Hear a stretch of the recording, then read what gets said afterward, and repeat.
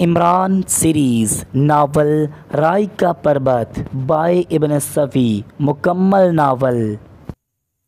वो दोनों वहशी दरिंदों की तरह एक दूसरे पर चपट रहे थे। इनके जिस्मों पर लिबास के बजाय चिथड़े झूल रहे थे और वो दोनों के होंठ एक दूसरे के लहू से सुर्ख थे। जिसे भी मौका मिलता दूसरे के जिस्म पर मुंह ज़रूर मारता था। दूसरा दर्द की शिद्दत से बुलबुला कर इससे ज़्यादा दरिंदगी का मुजाहरा करता। इस तरह वो एक दूसरे का गोश्त नोचते रहे। इनके सरों और दाढ़ियों के बाल बेताशा बढ़े हुए थे। ये जद्दोजहद काफ़ी देर से जारी थी, लेकिन इनमें से कोई भी दूसरे को जेर नहीं कर सका। इनकी रफ़ाइलें करीब ही पड़ी थीं। अक्सर वो लड़ते लड़ते रफ़ाइलों की तरफ हाथ बढ़ाना चाहते, लेकिन कामयाबी ना होती। इनके चारों तरफ ऊंची ऊंची चट्टानें बिखरी हुई थीं। थोड़े ही फासले पर एक तेज़ नाला पत्थरों से टकरा कर जाग उड़ाता हुआ बह रहा था। इनके सरों पर दो उकाब मंडला रहे थे। कभी कभी इन अकाबों की तेज़ चीखें दूर तक सन्नाटे में लहराती जाती। वो खूंखार कुत्तों की तरह गर्राते हुए एक दूसरे को बम्बोड़ते। पहाड़ी नाला चट्टानों को झंझोड़ता हुआ बहता रहा और अकाब फजा में चीखते रहे। दफ्तर इनमें से एक लड़खड़ा कर गिरा। दूसरे ने झपट कर रफ़ाइल उठा ली। फिर गिरे हुए आदमी को उठने की मोहलत ना मिल सकी। अलबत्ता इसकी चीखें फजा में गूंजती रहीं। दूसरा आदमी इसके सर पर पागलों की तरह रफ़ाइल का कंधा मार रहा था। बिल्कुल ऐसा मालूम हो रहा था जैसे वो इस राफेल के कंधे से कोई चट्टान तोड़ने की कोशिश कर रहा हो। ज़रा सी देर में गिरे हुए आदमी का चेहरा गोश्त का लोथड़ा होकर रह गया। पता नहीं कब का ठंडा हो चुका था, लेकिन अब भी रफ़ाइल का कंधा इसी जोर से शोर से इसके लहू चाट रहा था। आखिरकार दूसरा वैशी भी रफ़ाइल फेंक कर इस तरह गिर पड़ा जैसे गिड़े खड़े रहने की सख्त ना रह गई हो। पहाड़ी नाला अब इन्हें हंगाम खेजियों के साथ बह रहा था और अकाब फजा में चकरा रहे थे। दूसरा आदमी एक चट्टान पर पड़ा हाँफता रहा। कुछ देर बाद इसने फटी हुई आस्तीन से अपने होंठ साफ किए और उठने की कोशिश करने लगा। इसके हाथ ज़मीन पर टके हुए कांप रहे थे। बतवक़्त तमाम उठा और लाश की तलाशी लेने लगा। दफ्तर ने इसके खलक से एक अजीब सी आवाज़ निकली। इसे खुशी का नारा ही कहा जा सकता है, मगर शायद इसमें एक कराह भी शामिल थी। वो पित्तल की इस नन्ही सी तोप को हथेली पर रखे हैरत से देख रहा था, जो मरने वाले के शिकस्ता कोट की जेब से बरामद हुई थी। इस तोप की लंबाई ज़्यादा से ज़्यादा 3 इंच रही होगी। वो इसे इस अंदाज में देख रहा था जैसे किसी बहुत बड़े खजाने की कुंजी हाथ आ गई हो। शायद वो बेहद खुश था, इतना खुश कि अपने जिस्म के जख्म भी याद ना रहे थे। वो थकन भी याद ना रही थी जिसने कुछ देर पहले से ज़मीन से उठने ना दिया था। तोप इसने अपने फटे हुए कोट की जेब में डाली और लाश को खींचता हुआ नाले की तरफ ले जाने लगा, मगर कुछ दूर चलने के बाद रुक गया। इसकी आंखों में तफक्कर के आसार नजर आने लगे थे। थोड़ी देर बाद वो लाश को वहीं छोड़कर नाले की तरफ जा रहा था। तकरीबन 15-20 मिनट तक वो अपने चेहरे पर ठंडे पानी के छींटे देता रहा। अब इसे सही मानों में थकन महसूस होने लगी थी। वो जानता था कि अगर इसने प्यास भी भर पानी पी लिया तो अपनी जगह से हिला भी ना जाएगा। वो उठा और एक तरफ चल पड़ा। इसकी रफ़ेल कंधे से लटक कर रही थी। वो चल तो रहा था, मगर चाल में ऐसी लड़खड़ाहट थी जैसे बरसों फराश रहने के बाद आजमाइशी तौर पर चलने की कोशिश कर रहा हो। वो लड़ाई ऐसी ही थी जिसने इसके कसबल निकाल दिए थे। जद्दोजहद के दौरान इसे यकीन नहीं था कि वह हरीफ पर गालिब आ जाएगा, लेकिन इत्फाकन ठोकर खाकर गिरा था। फिर उसने इसे संभलने का मौका नहीं दिया था। वह अब भी इसकी कुव्वत याद करके कांप जाता था। वो चलते चलते एक गार के सामने रुका। यहीं से इस जंग का आगाज़ हुआ था। हरीफ ने इस गार के दाने से ललकारा था। यह ललकार भी अजीब थी। वो पुरबत पुरबत चीख रहा था। फिर इसके बाद इसने इसकी ज़बान से कोई दूसरा लफ्ज़ नहीं सुना। वो खामोशी से लड़ता रहा और खामोशी से ही मर गया। ललकारने के बाद इसने इस पर फायर किया था, लेकिन वो भी अनाड़ी नहीं था, बच ही गया। फिर दोनों चट्टानों की ऊँट लेकर काफ़ी देर तक एक दूसरे पर फायर करते रहे। ये पसपा होता रहा और इसके ताकब करता हुआ इस जगह आ पहुंचा जहां दोनों 10 ब 10 जंग पर मजबूर हो गए थे, क्योंकि दोनों के राउंड्स ख़त्म हो गए थे। फातिहा गार के दाने पर खड़ा कुछ सोचता रहा, फिर अंदर दाखिल हुआ। चारों तरफ तारीकी थी। पता नहीं हकीकतन तारीकी थी या अंधेरे की आदी होने की बना पर आंखों ने थोड़ी सी धुंधलाहट को भी तारीकी में तब्दील कर दिया था। इसने जेब से दिया सलाई निकाल कर जलाई और हल्की सी रोशनी थोड़ी दूर तक फैली। फिर दिया सलाई खींचता हुआ आगे बढ़ने लगा। आखिर एक जगह इसे रुक ही जाना पड़ा, क्योंकि इसे यहाँ खाने पीने के कुछ बर्तन नजर आए थे। वहीं एक आयल स्ट्यू भी था। पत्थर के बड़े बड़े टुकड़े पर मोमी शम्बा नजर आ रही थी। इसने उसे रोशन कर दिया। अब वो बआसानी गिरदो पेश का जायजा ले सकता था। एक गोशे में इसे गटरी सी नजर आई। इसने आगे बढ़कर इसे खोल डाला। इसमें 2-3 कमीज़ें थीं, एक डब्बा तंबाकू का था और कुछ कागजात को इसने उलट पुलट कर देखा और अपने कोट की अंदरूनी जेब में ठूंस लिया। फिर गार में जहाँ जहाँ पैर जुमाने की जगह नजर आई, इसने इसका जायजा लिया। कुछ देर बाद वो इस गार से निकलकर एक तरफ चल पड़ा। नार की शिकारगाह आजकल काफ़ी आबाद थी। जगह जगह खेमे इस्तदा नज़र आते थे और अक्सर मुख्तलिफ किस्म के साज़ों की आवाज़ें इनसे बुलंद होने लगती थी। बाद शिकारियों के पास रेडियो सेट भी थे। जरगनार के जंगल में आजकल हर वक्त मंगल रहता था। इधर उतराई में तो हर वक्त फ़ज़ा में नगमात और कहके चकराते रहते, लेकिन शिमाल की जानब चढ़ाई पर दिन भर रफ़ाइलों की आवाज़ें गूंजती रहती। नीचे इतने ज़्यादा घने जंगल नहीं जितने चढ़ाई पर मिलते थे। जितनी ज़्यादा बुलंदी पर जाइए इतनी ही ज़्यादा दुशवार गुजार जंगलों से साबका पड़ता था। जरगनार तो बड़ी पुरफजा जगह थी। हर वक्त सर्द हवा चलती रहती थी और तबीयत इतनी हल्की रहती थी जैसे फेफड़ों को अरसे से ऐसी हवा की तलाश रही हो। इसमें जंगली फूलों की बनी बनी सी महक भी शामिल होती। यहाँ अक्सर मनचले शिकारी आते थे।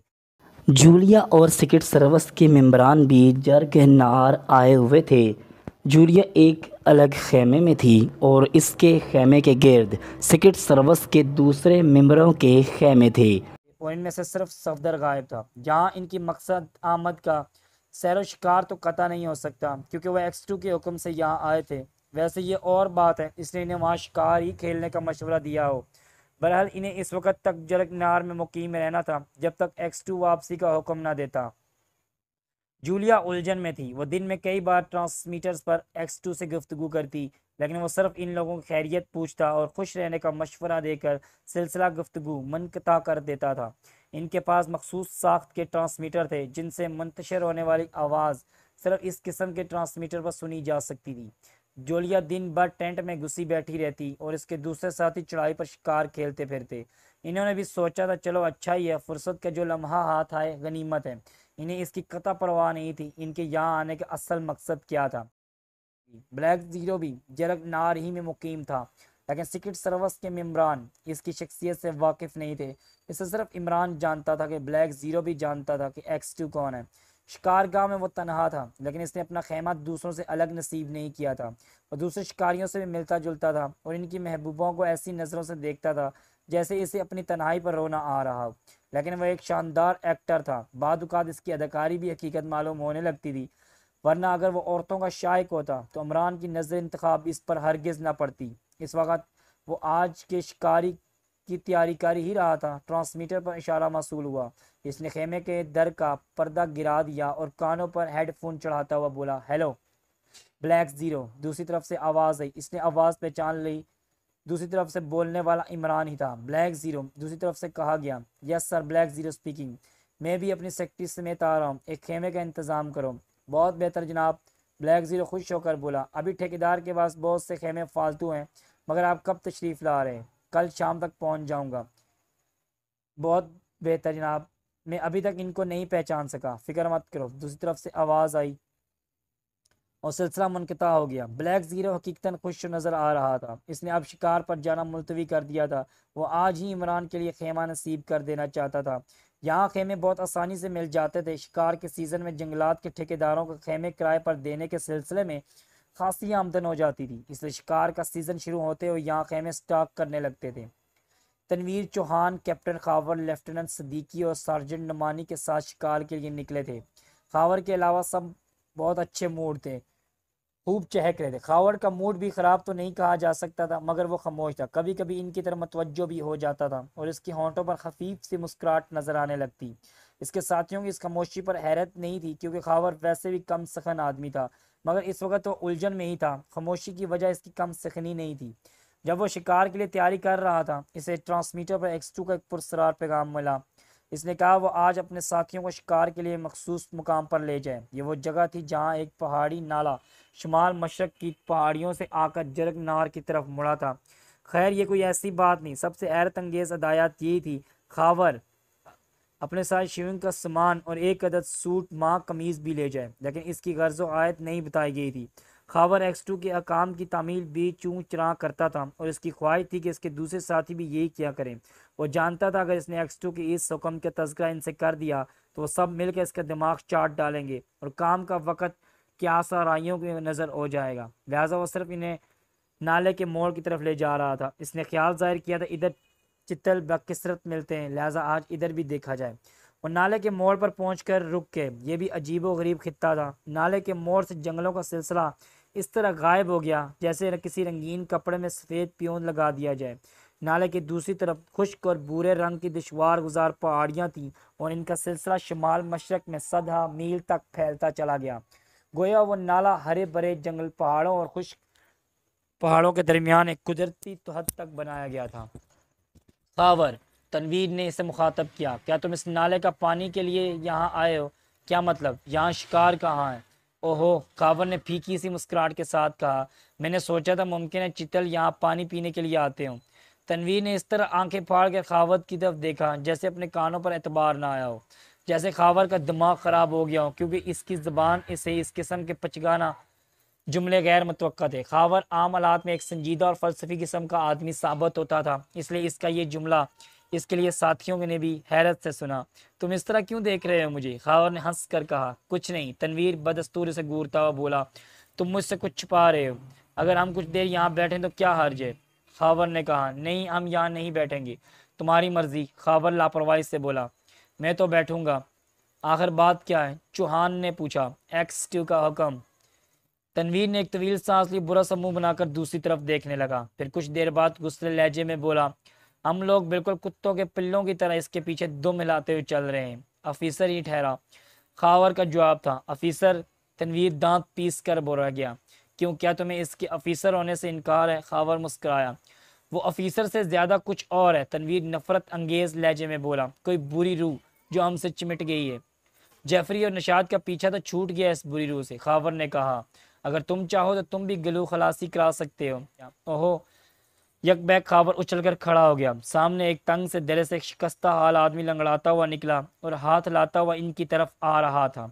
इसके जिस्म पर लिबास के बजाय चीथड़े झूल रहे थे और कांधे से रफाइल लटकी हुई थी। सर और दाढ़ी के बाल इस तरफ बढ़े हुए थे वो पत्थर के ज़माने का कोई आदमी नामालूम मालूम होता था। नाले के किनारे पहुंच के इसने शाने से रफाइल उतारी और उसके कंधा पानी में डाल दिया। फिर वो इस तरह गहराई का अंदाज़ा करता हुआ नाला पाल करने लगा। कभी कभी इसके कदम लड़खड़ा भी जाते, लेकिन वो किसी न किसी तरह संभल ही जाता। ओ हरे दफ्तन, खावर बोला, ये तो सफदर है। साथ ही वो नाले की तरफ छपटा और इसे सहारा देने के लिए पानी में उतर गया। यहाँ बहुत जोर नहीं था, वरना शायद सफदर एक कदम भी आगे ना बढ़ सकता। वो खावर का सहारा लेकर बड़बड़ाया, मुझे मजबूती से पकड़ो, मुझे मैं अब सख्त नहीं रह गई, मैं बहुत थक गया हूँ। तुम अपना बोझ मुझ पर डाल दो, बिल्कुल फिक्र ना करो, खावर ने नरम लहजे में कहा। वो इसे किनारे पर लाया। सफदर बेदम होकर ज़मीन पर गिर गया। इसका जिस्म बुखार की शिद्दत से तप रहा था। वो सब इसके गिर्द इकट्ठे हो गए। इन्हें इस हाल में देखकर हैरत हुई थी, क्योंकि इन्हें यह मालूम था सफदर 2 माह की रुखसत पर है। आज से 1 माह पहले इसने इनका साथ छोड़ दिया था। मगर मुझे एक्स-2 ने यह नहीं बताया मैं कपड़े क्यों ले जाऊं। खावर बढ़ाया, शिविंग का सामान क्यों ले जाऊं? बस ये कहा था तुम लोग इस वक्त तक वहाँ ठहरना जब तक कोई ख़ास वाक़या पेश ना आ जाए। अगर मैं पहले ही तुम लोगों को इससे आगाह कर देता तो तुम यही समझते मजाक कर रहा हूँ या मेरा दिमाग उलट गया है। कोई कुछ ना बोला। सब सफदर को तशवीश कर नज़रों से देख रहे थे और सफदर आंखें बंद करे किए गहरी सांसें ले रहा था। इसे उठाओ और ले चलो, सफदर तनवीर आहिस्ता से बोला। यूँ नहीं, सबसे पहले शेव करना ज़रूरी है और लिबास की तब्दीली। खावर ने कहा, कहीं सचमुच तुम्हारा दिमाग नहीं चल गया? तनवीर बोला, हाँ। फिर एक्स-2 ने लिबास और शेविंग के सामान के लिए क्यों ताकीद की थी? इसका भी दिमाग चल गया होगा, इसलिए इसने इस काम के लिए मुझे मुंतखब किया है। खावर मुस्कुराया, फिर संजीदगी से बोला, अब मुझे इस हालत दुरुस्त करनी है। इन लोगों के हंसने और मुस्कुराने की परवाह न करके खावर ने इसकी शेव बनाया। फिर चौहान की मदद से लिबास तब्दील किया। सफदर होश में ही था, इसकी आंखें खुली हुई थीं। अलबत्ता वो कुछ बोल नहीं रहा था, लेकिन जब तनवीर ने वो पोटली खोलनी चाहिए जो इसके सीने पर बंधी हुई मिली थी तो बोल पड़ा, नहीं, इसे मत खोलो। क्यों नहीं? सफदर ने सख्त लहजे में कहा, मैं इस हालत में भी हर इस शख्स को सजा दे सकता हूँ जो एक्स-2 की हुक्म अदली की करने की हिम्मत करे। यह एक्स-2 का हुक्म है कि इस पोटली की चीज़ें इमरान के अलावा और किसी को न दिखाई जाएं। ओहो, तनवीर ने बुरा सा मुंह बनाकर कहा, मगर इमरान है कहाँ? चौहान ने कहा, मैं इसकी तलाश में बूढ़ा हो सकता हूँ, लेकिन एक्स-2 के हुक्म से सरताबी नहीं कर सकता। लिहाजा मुझे इस मसले पर दुख न पहुँचा। हो सकता है मैं आज ही मर जाऊँ। इस सूरत में ये हुक्म मिला है, ये पोटली खावर के सुपुर्द की जाए और इन्हें भी हिदायत कर दी जाए और इसे इमरान के अलावा किसी के न दें।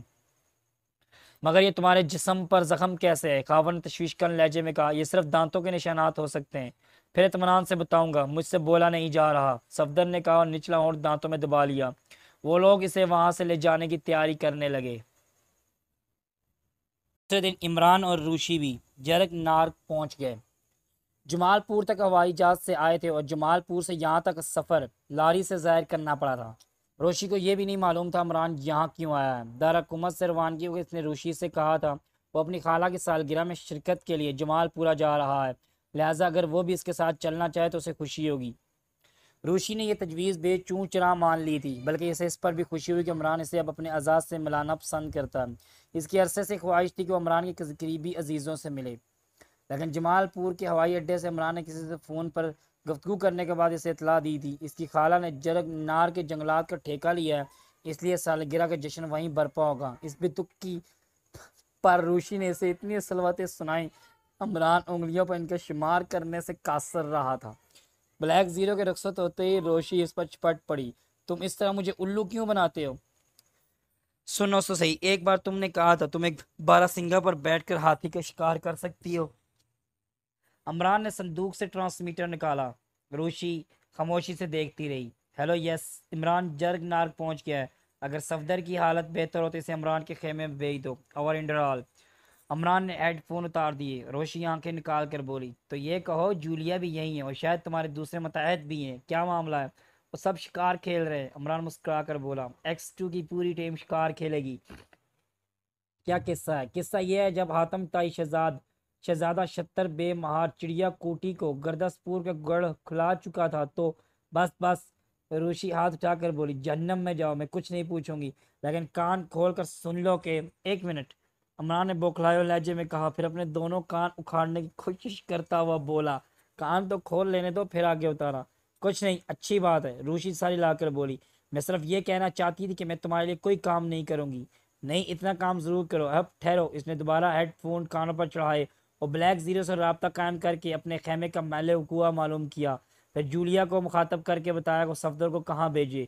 इस दौरान रोशी उसे घूरती रही, लेकिन जैसे ही इमरान ट्रांसमीटर को संदूक में बंद करके इसकी तरफ मुड़ा, इसके चेहरे से लापरवाही और बेदलत हल्की जाहिर होने लगी। इमरान ने भी इसे नहीं छेड़ा था, शायद इस वक्त खुद भी खामोश रहना चाहता था। कुछ देर बाद रोशी ने इसके चेहरे पर गहरे तफक्कुरात के आसार देखे थे। तकरीबन आधे घंटे बाद सफदर खेमे के दर पर नजर आया। वो तनहा था। इमरान इस तरह हाथ फैलाकर इसकी तरफ दौड़ा जैसे ये मुलाकात बिल्कुल इत्तफाकिया तौर पर हुई हो। सफदर ने अलबत्ता किसी भी किस्म की गर्मजोशी का आज़ार नहीं किया था। इसकी हालत ऐसी नहीं थी कि वह ज़हनी और जिस्मानी कसल पर कोई जज्बा हावी हो सकता। वह बेद की कुर्सी पर गिर गया। मैं ज़्यादा देर नहीं बैठ सकूंगा इमरान साहब, सफदर ने कमज़ोर लहजे में कहा। ओह अच्छा, ठहरो। अमरान ने रोशी की तरफ देख कहा, तुम ज़रा देखो, मैंने सामने वाले समीर के दरख्त पर एक बंदर देखा था, मगर यहाँ बंदर नहीं पाए जाते। मैं यकीन करना चाहता हूँ वो बंदर नहीं था। यकीन कर लो, बंदर नहीं था। रोशी उड़ गई। वो बाहर नहीं जाना चाहती थी। कैसे यकीन कर लो? तुम जाकर देखा हो ना। शाबाश। रोशी से खा जाने में नज़रों से घूरती हुई बाहर चलेगी। आप बीमार मालूम होते हैं मिस्टर सफदर, इमरान ने आहिस्ता से कहा। बहुत ज़्यादा इमरान साहब, सफदर कमज़ोर आवाज़ में बोला। मेरे खुदा, मैंने एक माह तक जानवरों की तरह ज़िंदगी बसर की है। हाँ ठहरिए, क्या आपको मुकम्मल रिपोर्ट देनी पड़ेगी? नहीं, मुझे रिपोर्ट से कोई सरोकार नहीं, इमरान बोला। मुझसे सिर्फ इतना कहा गया है, जो कुछ आप मुझे दें इसे एहतियात से रख लूँ। सफदर ने इधर उधर देखकर कुछ कागजात और पित्तल की एक नन्ही सी तोप जेब से निकाली और इमरान की तरफ बढ़ाता हुआ बोला, अब आज रात में सुकून से सो सकूंगा। इमरान ने कागजात या तोप का जायज़ा लिया बगैर इन्हें जेब में ठूंस लिया। वो सफदर को अब बहुत गौर से देख रहा था। अब मुझे इजाज़त दीजिए, सफदर बराई आवाज़ में बोला। क्या आपको इल्म है हम सब यहीं मौजूद हैं? ओहो, इमरान इस तरह चूंका जैसे ये इतला इसके लिए बिल्कुल नहीं हो, हैरत रंगेज रही हो। क्या सब शिकार खेलने आए हैं? पता नहीं, इन लोगों को नहीं मालूम वो यहाँ क्यों भेजे गए हैं। गुड, ये X2 भी मुझे पागल मालूम होता है। मुझे तो ये तरीकाकार बेहद पसंद है, सफदर ने सारी लाकर कहा। शायद अब भी काफ़ी दिनों तक धक्के खाते रहे हो। इमरान ने मुस्कुराकर कहा, कुछ भी हो, लेकिन बहरहाल बहुत शानदार अफीसर मिला है। मैं ऐसे ही अफीसरों के तहत काम भी कर सकता हूँ। खुदा रहम करे आपके हाल पर। मेरे ख्याल आपके दूसरे साथी आपसे खुश ना होंगे मिस्टर सफदर। मुझे इनकी परवाह कब है, मैं सिर्फ काम करने के लिए यहाँ हूँ। खुदा आपके हाल पर मज़ीद रहम करे, इमरान ने मायूसाना अंदाज में सर हिलाकर कहा। अगर आपकी मुस्तैदी का यही आलम रहा तो X2 आपकी हड्डियों तक का पसीना निकाल लेगा। पसीना मर्दों का श्रृंगार है इमरान साहब। सफदर मुस्कुराया। खुदा आपके हाल पर इतना रहम करे कि इमरान यकबैक खामोश हो गया क्योंकि रोशी दर पर खड़ी कह रही थी, महकमा जंगलात के अफसर शिकार का परमिट देखना चाहते हैं। कहाँ है महकमा अफसरात का जंगल ओ कजिंग, यानी वो कहाँ है? चपरासी ने यह इतला दी, तुम्हें इसके दफ्तर में जाकर परमिट दिखाना होगा। अरे तो चपरासी कहाँ है? वो इतला देकर वापस जा चुका है। तो तुम वहाँ क्यों खड़ी हो? बंदर का क्या हुआ? अच्छा इमरान साहब, सफदर ने मुसाफा के लिए हाथ बढ़ाया। जी हाँ हाँ। इमरान ने चूम कर मुसाफा किया और सफदर खेमे से निकल गया। रूशी अंदर आ गई। मैं तकरीबन 2 माह से परेशान हूँ, इमरान कुछ सोचता हुआ बोला। सफदर की गलती की बिना पर शायद अभी कुछ और वक्त भी परेशानी में गुजरेगा। काश वो इस आदमी को ना मार डालता। किस आदमी को? ठहरो, मुझे ऐसे गिरोह की तलाश है जो गैर मुल्क के इशारे पर यहाँ मसला बगावत फैलाने की स्कीम फैला रहा है। ओह, मगर तुम्हें इस गिरोह के वजूद का कैसे इल्म हुआ? मेरा ख्याल है अभी तक मैंने मुल्क के किसी भी हिस्से में मसला बगावत के आसार नहीं सुनी, लेकिन इनकी तैयारियों से मुतल्लक सुनता रहा हूँ। इमरान ने कहा, अभी कुछ ही दिनों की बात है, शकराल और हमारे मुल्क की सरहद के करीब 2 कबीलों के दरमियान बड़ी खून रेज जंग हुई। जानबीन के दर्जनों आदमी मारे गए। तुम्हें यह सुनकर हैरत होगी, इनके पास जदीद तरीन रफ़ाइलें थीं। क्या बात हुई? रूशी हंस पड़ी। जदीद तीन रफ़ाइलों की मौजूदगी मेरे लिए हैरत अंगेज़ क्यों होने लगी? मेरे लिए भी ना होती। इमरान सर हिलाकर बोला, अगर इनकी साख्त अपने यहाँ की जदीद 3 रफ़ाइलों की सी होती फिर? साख्त के अतबार से वह ऐसे मुल्क से तल्लक रखती हैं जो अब तक दुनिया के कई ममालिक में मसला बगावतें करा के अपनी पसंद की हुकूमत कायम करा चुका है। और मगर हो सकता है ये चीज़ सिर्फ इन कबाइलियों तक महदूद रही हो। हाँ, ये भी कहा जा सकता है। मगर इतफाक़ से एक वाक़या दारुल हुकूमत के करीब पेश आया। कुछ दिन हुए, लैंड कस्टम पोस्ट के करीब एक ट्रक उलट गया जिस पर रेत लदी हुई थी, लेकिन रेत के अंदर तकरीबन 50 वैसी ही रफ़ाइलें थीं जैसी इन कबाइलियों के पास देखी गई। ट्रक किसका था यह आज तक नहीं मालूम हो सका, क्योंकि इस ट्रक पर नंबर नहीं थे। यकीनत थे, लेकिन इनका इंदराज रजिस्टर में कभी नहीं हुआ। मुर्दा ड्राइवर के पास लाइसेंस भी नहीं बरामद हुआ। तब तो यकीनन, लेकिन तुम्हारी बातों से मालूम होता है तुम्हारी तफ्तीश काफ़ी आगे बढ़ चुकी है। यकीनन 2 माह से इस चक्कर में, लिहाजा कुछ ना कुछ कामयाबी तो ज़रूर हुई होगी।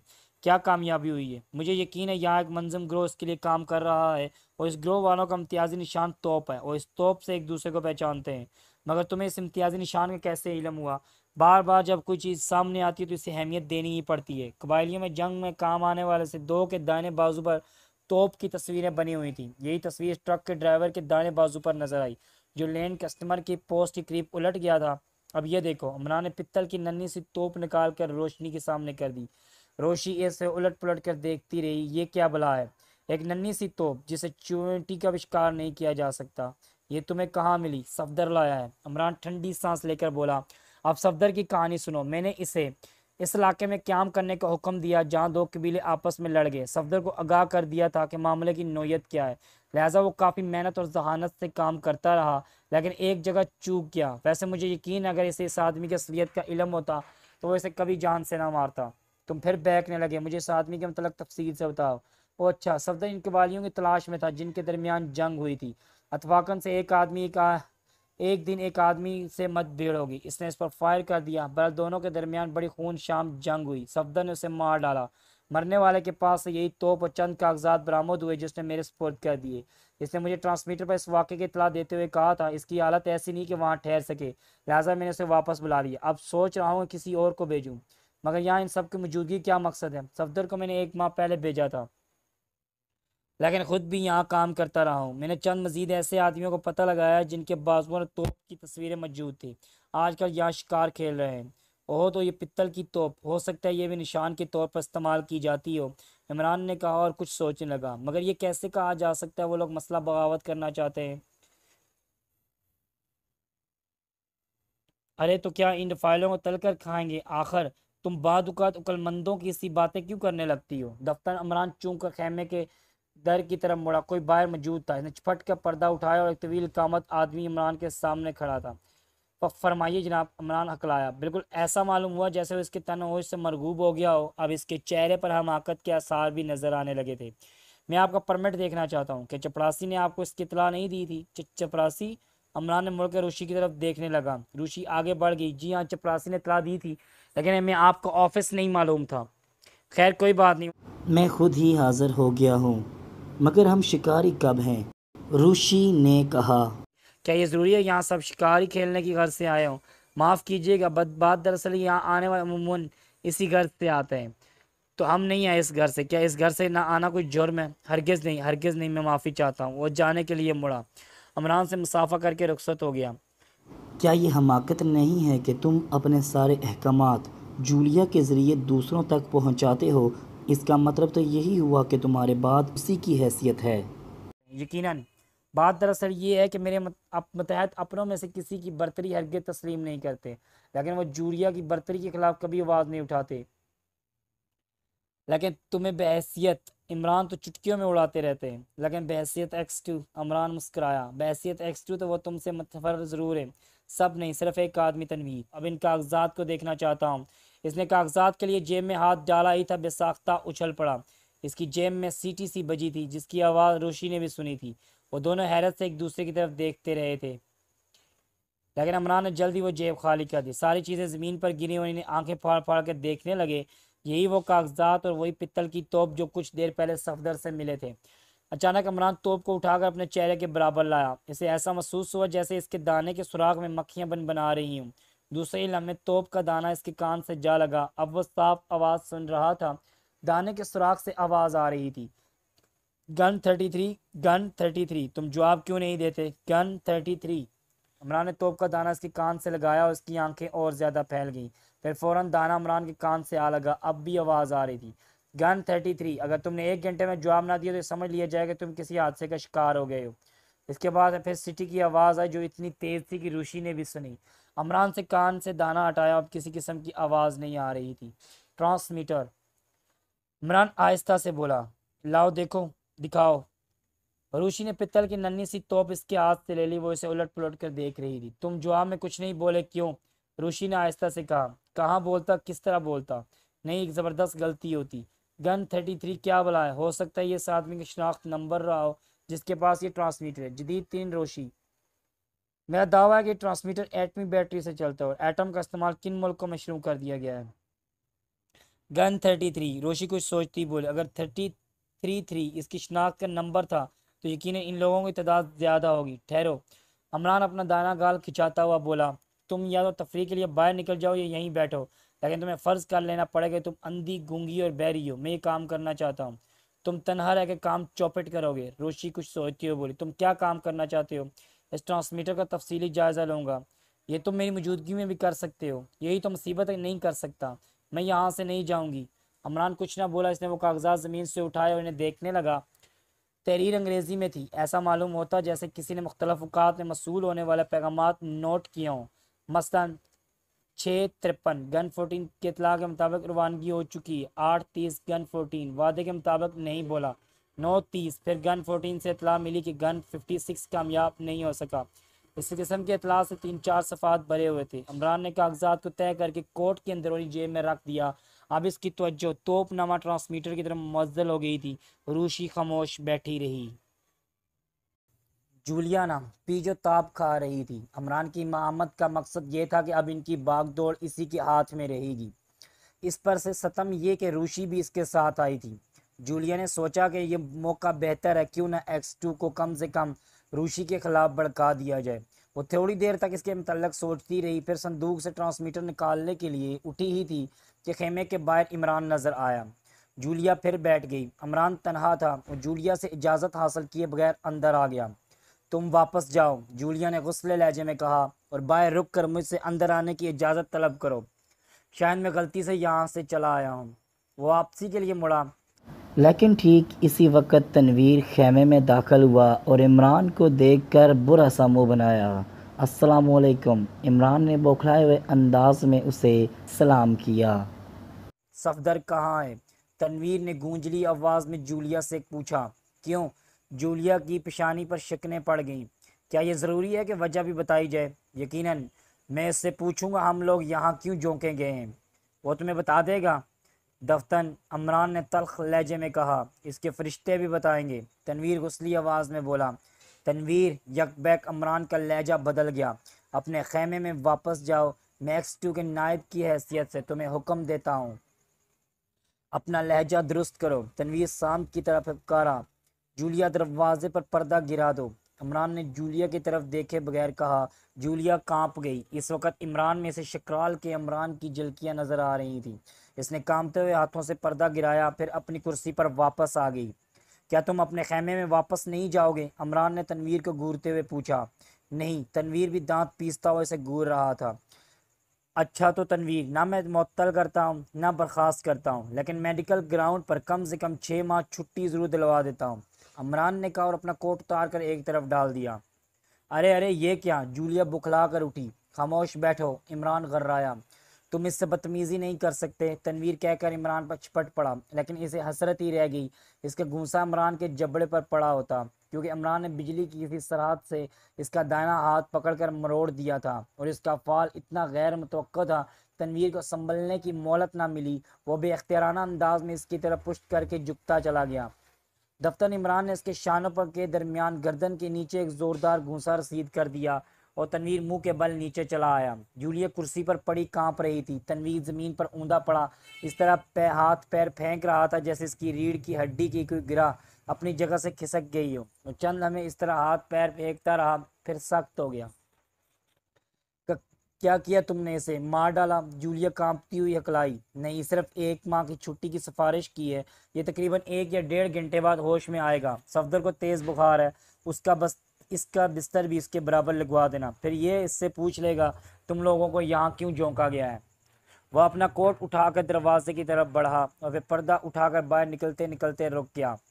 आज रात को तुम इस खेमे के सामने बाहर नाचोगी। चौहान अकार्डियन बजाएगा और तुम दोनों पर बहुत ज़्यादा नशे की सी कैफियत तारी होगी, इसने जूलिया की तरफ मुड़कर कहा और बाहर चला गया। जूलिया चंद लम्हे कुर्सी पर बेहिस हरकत पड़ी रही, फिर उठकर तनवीर के पास आई जो बेहोश पड़ा हुआ गहरी सांसें ले रहा था। वो कुछ देर तक झुकी से देखती रही और फिर पलकें चिपकाती रही, फिर पागलों की तरह अपने खेमे से निकलकर कैप्टन खावर के खेमे की तरफ भागी। खेमे में खावर और चौहान मौजूद थे। जूलिया को इस हाल में देखकर वो भी बौखला गए। तनवीर बेहोश हो गया है, वो हाँफती हुई बोली। लेकिन कैसे? दोनों ने बैक वक्त पूछा। बस बातें करते गिरा और बेहोश हो गया। कहाँ? मेरे खेमे में, इसे वहाँ से उठाओ। वो दोनों इसके साथ खेमे में आए, फिर तनवीर की बेहोशी के सबब मौजू बहस बन गए, लेकिन जूलिया ने सही बात नहीं बताई। हो सकता है वो तनवीर को शर्मिंदा ना करना चाहती हो। अगर आपने अभी तक मेरा चैनल सब्सक्राइब नहीं किया तो जल्दी से इसे सब्सक्राइब करें और बेल के बटन को भी दबा दें ताकि हमारी हर आने वाली नई वीडियो की नोटिफिकेशन आपको मिल सके। जूलिया के खेमे के सामने अच्छी खासी भीड़ लग गई थी। अकार्डियन की आवाज़ रात के सन्नाटे में दूर दूर तक फैल रही थी। चौहान वाकई बहुत अच्छा अकार्डियन बजा रहा था और जूलिया झूम झूम कर नाच रही थी। बिल्कुल ऐसा मालूम हो रहा था जैसे दोनों बहुत ज़्यादा नशे में हों। कभी कभी चौहान और जूलिया चीख चीख कर एक दूसरे को बुरा भला भी कहने लगते। मुफ्त का तमाशा था, लोग बेहद दिलचस्पी ले रहे थे और इन लोगों को बता रहे थे कि नाच कैसे शुरू हुआ था, जिन्हें इसका इल्म नहीं था। बहुत कम लोग जानते थे कि पहले दोनों में बड़ी लड़ाई हुई थी। गालबन नाचने और साज बजाने के मतलब किसी बहस पर बात बढ़ गई थी। देखने वालों के ख्याल के मुताबिक दोनों नशे में धुत थे। बात बड़ी और चौहान अकार्डियन लाया और जूलिया से बुरा भला कहती हुई नाचने लगी। भीड़ बढ़ती गई। शायद ही कैंप का कोई शिकारी वहां ना पहुंचा हो। इमरान और ब्लैक जीरो भी करीब ही मौजूद थे। इमरान के हाथ में मशाल थी और ब्लैक जीरो मेकअप में था। दफ्तर ब्लैक जीरो के आगे खड़े हुए एक शिकारी ने पलट कर गुस्से लहजे में कहा, अंधे हो गए, ऊपर चढ़े आ रहे हो, तुम खुद अंधे हो, जुबान संभाल कर बात करो। ब्लैक जीरो फिर बिगड़ गया। शट अप, शिकारी चीखा और ब्लैक जीरो ने इसके थप्पड़ रसीद कर दिया। बस क्या था, दोनों गत गए। ब्लैक जीरो ने पहले ही झटके में इसकी कमीज फाड़ दी, फिर दूसरी बार इसका हाथ इसकी दानी आस्तीन पर पड़ा। वो शाने से अलग होकर जमीन पर आ रही। अमरान ने मशल बुलंद की कि इतने में शिकारी के कई हमायती भी बीच में कूद पड़े, लेकिन अब ब्लैक जीरो वहाँ कहाँ था। वो इतनी फिरती और चलाकी से शिकारियों के नरगे से निकला था कि इमरान भी मुतहर रह गया। फिर वो भी इस भीड़ से दूर हटता चला गया, क्योंकि वो अब वहाँ ठहरने की ज़रूरत ही क्या थी। वो शिकारी के बाजू पर तूप की तस्वीर देख चुका था। ये सारा बिखरा इसीलिए किया गया था। इमरान को उस शिकारी पर शुबा था, लिहाजा वो इसका दाना बाजू देखना चाहता था। इस वक्त न सिर्फ इसका दाना बाजू देख लिया, बल्कि इसके हमायतियों से भी वाकिफ़ हो गया था। दूसरी सुबह रूशी भी इमरान से उलझ पड़ी। इसे तो ये मालूम ही था रात वो ड्रामा किस लिए स्टेज किया गया था, लेकिन इससे बेखबर थी कि तनवीर की मरम्मत क्यों की गई थी। इससे पहले इसने कभी इमरान पर इतनी दरिंदगी सवार नहीं देखी थी। ना वो आजकल की तफरीह गुफ्तगू करता था, ना इसके चेहरे पर हमाकत तारी रहती थी। अलबत्ता जब वो खेमे से बाहर निकलता तब तो ज़रूर इसके चेहरे से हमाकत बरसने लगती थी। तुम्हें बताना पड़ेगा, तुमने बेचारे तनवीर को क्यों मारा? रूशी ने कहा। बेचारे तनवीर को अगर बेकार ना करता तो पिछली रात इतना शानदार ड्रामा कभी ना हो सकता। वो कभी जूलिया को इस तरह ना नाचने देता। शायद X2 की राह में रोड़े अटकाने की कोशिश करता। अगर वो हकामात की तामील नहीं करता तो इसे अलग कर दो। ये नामुमकिन है। निशाद और कैप्टन जेफरी मिलिट्री के सीक्रेट सर्विस से आए थे, फिर वहीं वापस चले गए। लेकिन तनवीर को अलग करने का मतलब ये होगा कि X2 का राज अफशा हो जाए, इसकी वापसी किसी दूसरे महकमे में ना होगी। फिर यूं भी इसे अलहदा नहीं करना सकता क्योंकि वो काम का आदमी है। बात यह है, जब मेरा काम चल ही रहा है तो फिर किसी किस्म की तब्दीली की क्या ज़रूरत है? जिस हरकत से मैंने इसे बाज रखना चाहता था, इससे अच्छी तरह बाज रहा। मुझे यकीन है कि तुम आहिस्ता आहिस्ता पागल होते जा रहे हो। इमरान कुछ न बोला। रूशी कहती रही, मैंने मालूम किया तनवीर सचमुच उठने बैठने से माजूर है। वक्ती असाबी अख्तदलाल। इमरान आहिस्ता से बोला, वो एक हफ्ते से ज़्यादा इस हालत में नहीं रहेगा। दफ्तर में कुछ कहते कहते रुक गया। इसने कोट की अंदरूनी जेब से सिटी की आवाज़ आई थी। ये इस तोप नमा ट्रांसमीटर का इशारा था। इसने होंठों पर उंगली रख कर रूशी को खामोश रहने का इशारा किया और ट्रांसमीटर जेब से निकालकर कान से लगाया। आवाज़ आ रही थी, हेलो 33 ओवर। अमरान ने उसे कान से हटाकर मुंह के करीब लाते हुए खांसना शुरू कर दिया। फिर बड़ी आवाज़ में बोला, यस 33 स्पीकिंग, ओवर। तुम अब कैसे हो? ओवर। अभी तक ठीक नहीं हो सका, ओवर। अमरान ने जवाब दिया। कहीं से कोई इतला मिली? हाँ 89 मुतमईन है, ओवर। ओवर अंडरऑल। अमरान ने ट्रांसमीटर जेब में डाल लिया। रूशी से चंद लम्हे घूरती रही, फिर बोली, तुमने ये तो शुरू कर दिया है, लेकिन इनके मतलब तो तुम्हारी मालूमात ज़्यादा नहीं है। हूँ। अमरान कुछ सोच रहा था। रूशी ने कहा, तुमने पिछली रात इस शिकारी का राज मालूम कर लिया, अब क्या करोगे? तुम्हारी इससे शादी करूंगा। इमरान जला गया। तुम इतने चिड़चिड़े तो नहीं थे? नहीं था तो मुझे इससे क्या फ़ायदा था, और अगर अब हो गया हूँ तो इससे क्या नुकसान है? आह, रूशी हंस पड़ी, अक्लमंद होते जा रहे हो। अमरान कुछ कहने के बजाय बाहर चला गया। रूशी थोड़ी देर कुछ सोचती रही, फिर वो खेमे से निकल आई। अभी धूप अच्छी नहीं फैली थी। वैसे सुबह से ही आसमान साफ नहीं था। अक्सर सफ़ेद बादलों के जंड सूरज के सामने आ जाते और धूप गायब हो जाती। रात के हंगामे का असर अब भी फ़िज़ा में मौजूद था। पिटे हुए शिकारी के साथ ही झगड़ा करने वाले को ढूंढते फिर रहे थे, मगर अब वो कहाँ मिलता। अब इसके चेहरे पर दाढ़ी कहाँ थी? वैसे वो भी अब भी खेमे में मौजूद था। कई बार आसमान का रंग देखने के लिए बाहर भी निकला था। रूशी से भी इनमें से एक ने पूछा, क्या आप भी किसी दाढ़ी वाले से वाकिफ़ हैं? नहीं, मुझे अब तक कोई नहीं दिखाई दिया। क्यों, क्या आपको पिछली रात वाले हंगामे का इल्म नहीं? ओहो, तो क्या कोई दाढ़ी वाला था? जी हाँ। कि आपको इस वक्त यहाँ तलाश कर रहे हैं? यकीनन, क्योंकि हमें अभी तक कोई खेमा खाली नहीं मिला। मेरा ख्याल है कि बाद खेमों में कई आदमी रहते हैं। जी हाँ, वो किसी ऐसे खेमे से ताल्लुक़ रखता होगा, अब चुपचाप यहाँ से चला गया होगा। ज़ाहिर है इसके साथी आपको कुछ बताने से रहे। अरे वाह, मगर इसे जानने की क्या ज़रूरत पड़ी है? क्या दाढ़ी के अलावा कोई और पहचान है आपके पास? नहीं। तब तो फिर मैं उसे नहीं पहचानती। ये सुनकर वो लोग आगे बढ़ गए। तनवीर आंखें बंद किए बिस्तर पर पड़ा हुआ था। जूलिया ने इसे आवाज़ दी और इसके हाथ में काफ़ी की प्याली रख दी। तनवीर ने आंखें खोल दी। ओह शुक्रिया। इसके होंठों पर हफीफ सी मुस्कुराहट नजर आई और उठने की कोशिश करने लगा। वो बैठ तो गया, लेकिन शायद कराहों का रोकना इसके बस की बात नहीं थी। जूलिया ने उसे काफ़ी की प्याली दी और आहिस्ता से बोली, मैंने इन्हें असल वाक़या नहीं बताया। ये कह दिया था कि तुम गुफ्तगू करते करते अचानक बेहोश हो गए थे, मगर मैं इसे छुपाना नहीं चाहता। तनवीर फिर मुस्कुराया। ये मकसद इत्तेफाक तक ऐसा हो गया, वरना मैं इसकी हड्डियाँ चूर चूर करके रख देता। मैंने दरअसल किसी चीज़ से ठोकर खाई थी, वरना इसके फरिश्ते भी मेरा हाथ ना पकड़ सकते। खैर, अब तुम मुझे ठीक हो लाने दो, फिर देखना। जूलिया कुछ ना बोली, सिर्फ इस अंदाज में सर हिला दिया जैसे वो खुद भी इमरान का बुरा अंजाम देखने की मतमन्ना हो। वैसे हकीकत तो ये थी कि तनवीर की बकवास सुनकर दिल ही दिल में हंस पड़ी थी। तनवीर खामोशी से चाय पीता रहा, फिर प्याली इसकी तरफ बढ़ाता हुआ बोला, पिछली रात क्या हुआ था? मैंने सुना था इमरान ने तुम्हें नाचने और चौहान को अकार्डियन बजाने पर मजबूर किया था। तुमने गलत नहीं सुना। आखिर ये क्या बेहूदगी है? अगर मैं ठीक होता तो क्या ऐसा कर सकता?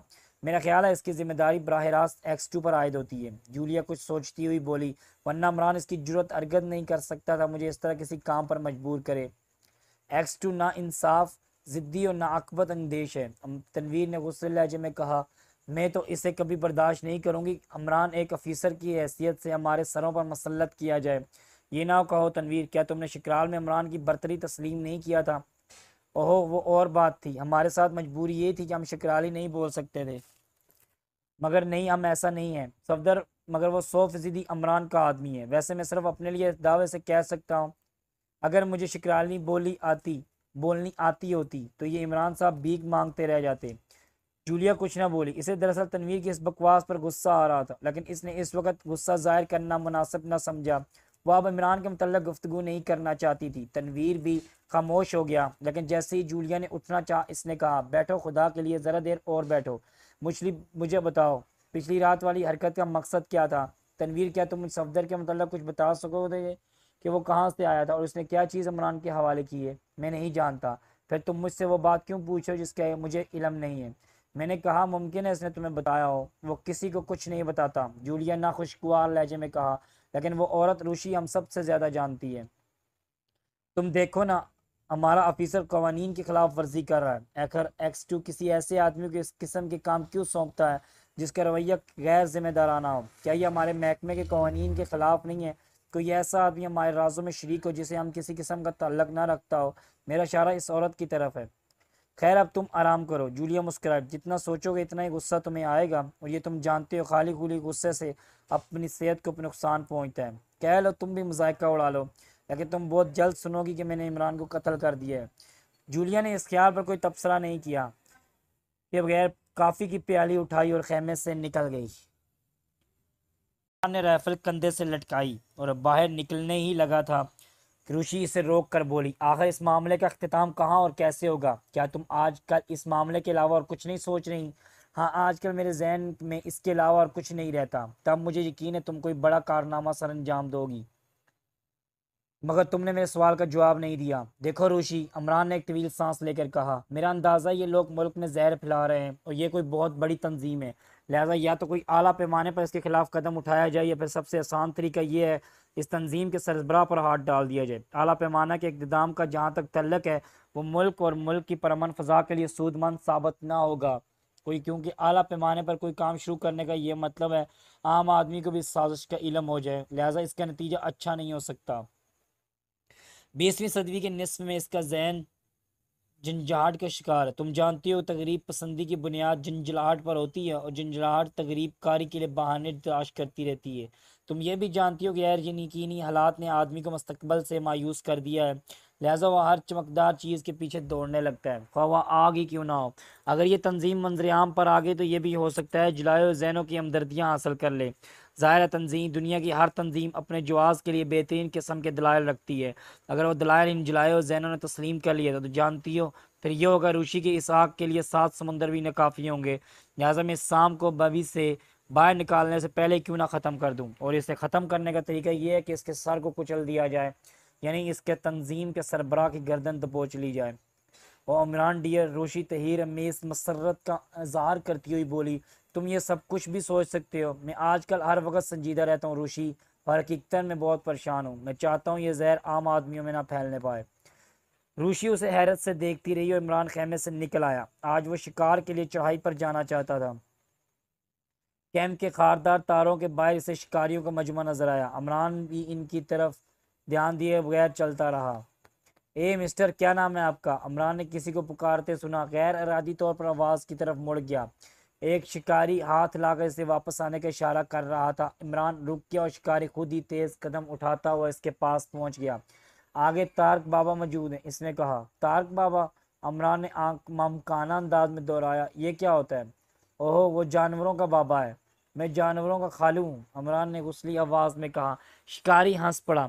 इमरान ने उसे पहचान लिया। ये इन्हीं शिकारियों में से एक था जो कुछ देर पहले दाढ़ी वाले के मुतल्लिक रूशी से पूछगछ कर रहे थे। आप ख्वामखा खफा हो रहे हैं, इसने कहा। वो आपको आगे नहीं बढ़ने देगा और आपके कदमों में गिर पड़ेगा, दाढ़े मार मार कर रोएगा। अच्छा, इमरान ने हैरत से आंखें फाड़ कर कहा। वो कहता है खुदा ने तुम्हें आदमी बनाया है, बेज़बान जानवरों पर रहम करो। अरे वाह, इमरान ने हम काना अंदाज में कहका लगाया, फिर संजीदा होकर आहिस्ता से बोला, मैं इसके कदमों में गिर जाऊंगा और दाढ़े मार मार कर रोऊंगा और इससे कहूंगा मैं एक ऐसी औरत का शौहर हूँ जो मुझे बेवकूफ़ समझती है, इसलिए माँ या तो मुझे जानवर तो क्या खुद आदमियों को मार देने का हक हासिल है। क्या आप वही नहीं है जो एक दाढ़ी वाले को तलाश कर रहे थे? जी हाँ, मैं वही हूँ। और आपने महसूस किया होगा वो मुझे किस तरह उल्लू बना रही है। नहीं जनाब, मैंने तो। आप गलत कह रहे हैं। आपने महसूस किया था और आप मुस्कुरा रहे थे। इमरान ने गुस्से लहजे में कहा और जाने के लिए मुड़ गया। कुछ दूर चलने के बाद फिर वो मुड़ा और शिकारी से बोला, मैं यहाँ अपनी जान देने आया हूँ ताकि इस औरत से पीछा छूट जाए। अगर मैं शाम तक वापस ना हो तो इसे बता दिया जाए तेरे गधे शौहर ने किसी दरिंदे को खा लिया है। शिकारी इसी तरह खामोश खड़ा था जैसे खुद इससे कोई जुर्म सरजद हो गया हो। इमरान आगे बढ़ता चला गया। वो चलता रहा, खता कि कैंप इसकी नज़रों से उजल हो गया। वो रास्ता जिस पर वो चल रहा था घनी झाड़ियों के दरमियान पीछे खम खाता हुआ चढ़ाई तक चला आया। अचानक एक जगह इमरान रुक गया क्योंकि इसके सामने एक लहीम शेम बूढ़ा आदमी इस अंदाज में दोनों हाथ फैलाए खड़ा था जैसे इसका रास्ता रोक रहा हो। सफ़ेद घनी दाढ़ी सीने तक फैली हुई थी। वो उम्र के एतबार से हैरत अंगेज तौर पर तंदुरुस्त था और आंखें अंगारा हो रही थी। खुदा के लिए आगे ना बढ़ो, इसने लजात अमेज लहजे में कहा। जानवरों पर रहम करना सीखो, खुदा तुम पर रहम करे। वाकई, इमरान खुश होकर बोला। अब वो फिर अमक नजर आने लगा था। हाँ, बूढ़ा भी इसे हैरत से देख रहा था। मगर मैं तो जंगल में खैर सगाली के मिशन पर आया हूँ, इमरान ने तशवीशकान लहजे में कहा। खैर सगाली का मिशन? जी हाँ, ये राइफल किसी लगड़ बगड़ को अपनी जमात की तरफ से तोहफन पेश करूंगा। आप मेरा मजाक उड़ाने की कोशिश कर रहे हैं साहबजादे, बूढ़े ने नरम लहजे में कहा। आप मेरे मुंह पर थूकिए, मेरे जिस्म को अपने पैरों तले कुचलिए, लेकिन मैं आपको इधर नहीं जाने दूंगा। ये बेज़बान जानवर आपकी बस्ती में नहीं जानते। वो अपनी तफरीह के लिए आपका खून नहीं बहाते, इसलिए तो मैं जानवरों की इतनी इज्जत करता हूँ। लड़के, बेहतर यह है कि मेरा मजाक उड़ाने के बजाय मेरे मुंह पर थूक दो। बड़े मियाँ, क्या तुम्हें आदमियों पर रहम नहीं आता? इमरान ने पूछा। क्यों? दुनिया में बेहतरे आदमी है, आदमियों से जानवरों का सा बर्ताव करते हैं। तुम इन्हें छोड़कर जंगल में क्यों आए हो? कुछ भी हो, मैं आपको हरगिज़ नहीं जाने दूंगा, वो इमरान के पैरों पर गिरता हुआ बोला। लेकिन ठीक उसी वक्त इमरान ने एक चीख सुनी जो ऊपर से आई थी, चढ़ाई से जहां दूर तक सदाबहार दरख्त बिखरे हुए थे। ये किसी आदमी की चीख थी। इमरान इसकी आंखों में देखते हुए कहा, हाँ थी तो। शायद किसी जानवर पर इस पर हमला किया है, हो सकता है। बूढ़ा आदमी ज़मीन से उठता हुआ बोला, आइए देखें। हाँ हाँ, मगर आप किसी जानवर पर रफ़ेल नहीं चलाएंगे। इमरान कुछ ना बोला। वो बूढ़े को एक तरफ हटा कर ले गया। चीख फिर सुनाई दी। इमरान आवाज़ की तरफ दौड़ने लगा। इसने कांधे से राइफल उतार कर दौड़ते हुए 2 हवाई फायर भी किए थे। बूढ़ा इसके पीछे दौड़ता हुआ चीख रहा था, नहीं नहीं, तुम फायर नहीं करोगे। इमरान इससे पीछा छुड़ाना चाहता था और इसने इसके मतलब यही अंदाज़ा लगाया था वो कोई पढ़ा लिखा चालाक आदमी है, शोहरत हासिल करने के लिए इस किस्म की हरकतें कर रहा है। हो सकता है आने वाले इंतखाब में उम्मीदवार की हैसियत से खड़ा भी हो रहा हो। इसने इससे पहले भी ऐसे बेहतर तारक और महात्मा देखे थे, इनके मतलब कोई अच्छी राय नहीं रखता था। इसका ख्याल था ये लोग मख्स शोहरत हासिल करने के लिए बहुत वक्त बर्बाद कर देते हैं और खिदमत का मौका इन बेचारों को बहुत कम मिलता है। वो दौड़ता रहा और फिर एक जगह से इस तरह रुकना पड़ा, इसके जिस्म को झटका सा लगा। वो बहुत मुशाक आदमी था, वरना गिर पड़ने में कोई कसर न रह गई थी, या फिर यह भी मुमकिन था वो किसी दरख्त के तने से टकरा जाता। इससे तकरीबन 20 गज के फासले पर एक आदमी पड़ा तड़प रहा था और इसके सीने से खून का फवारा सा छूट रहा था। अमरान झपट कर इसके करीब पहुंचा। जख्मी के होंठ इंतहाई कर्ब के आलम में खुलते और बंद होते रहे। दफ्तन इसके खलक से एक लर्जा खेज चीख निकली। ये 3 अल्फाज थे जिन्होंने चीख की शक्ल अख्तियार कर ली। अमरान ने साफ सुना और इन अल्फाज को समझने में गलती नहीं की थी। जख्मी ने चीखने के अंदाज में राई का पर्वत कहा था। ये इसकी आखिरी चीख थी क्योंकि इसके बाद इसका जिस्म सख्त हो गया। अमरान ने बूढ़े की तरफ देखा जो आंखें फाड़े लाश की तरफ देख रहा था। ये कौन जालिम था? बूढ़े ने आहिस्ता से कहा और दाढ़े मार मार कर रोने लगा। फिर अमरान इसे लाश पर गिरते देखा। वो इसके मुंह मिलकर कह रहा था, मेरे बच्चे, मेरे लाल, तुम्हें किसने मारा? ए खुदा, ए खुदा, आदमी पर रहम कर, आदमी पर रहम कर, मेरे महबूद, इसे इंसानियत की राह से ना भटकने दे। अमरान उसे छोड़कर आगे बढ़ गया। वो मरने वाले को अच्छी तरह पहचानता था। ये वही शिकारी था पिछली रात ब्लैक जीरो ने जिसकी आस्तीन फाड़ी थी। अमरान ने मशल की रोशनी में जिसके बाजू पर तोप की तस्वीर देखी थी।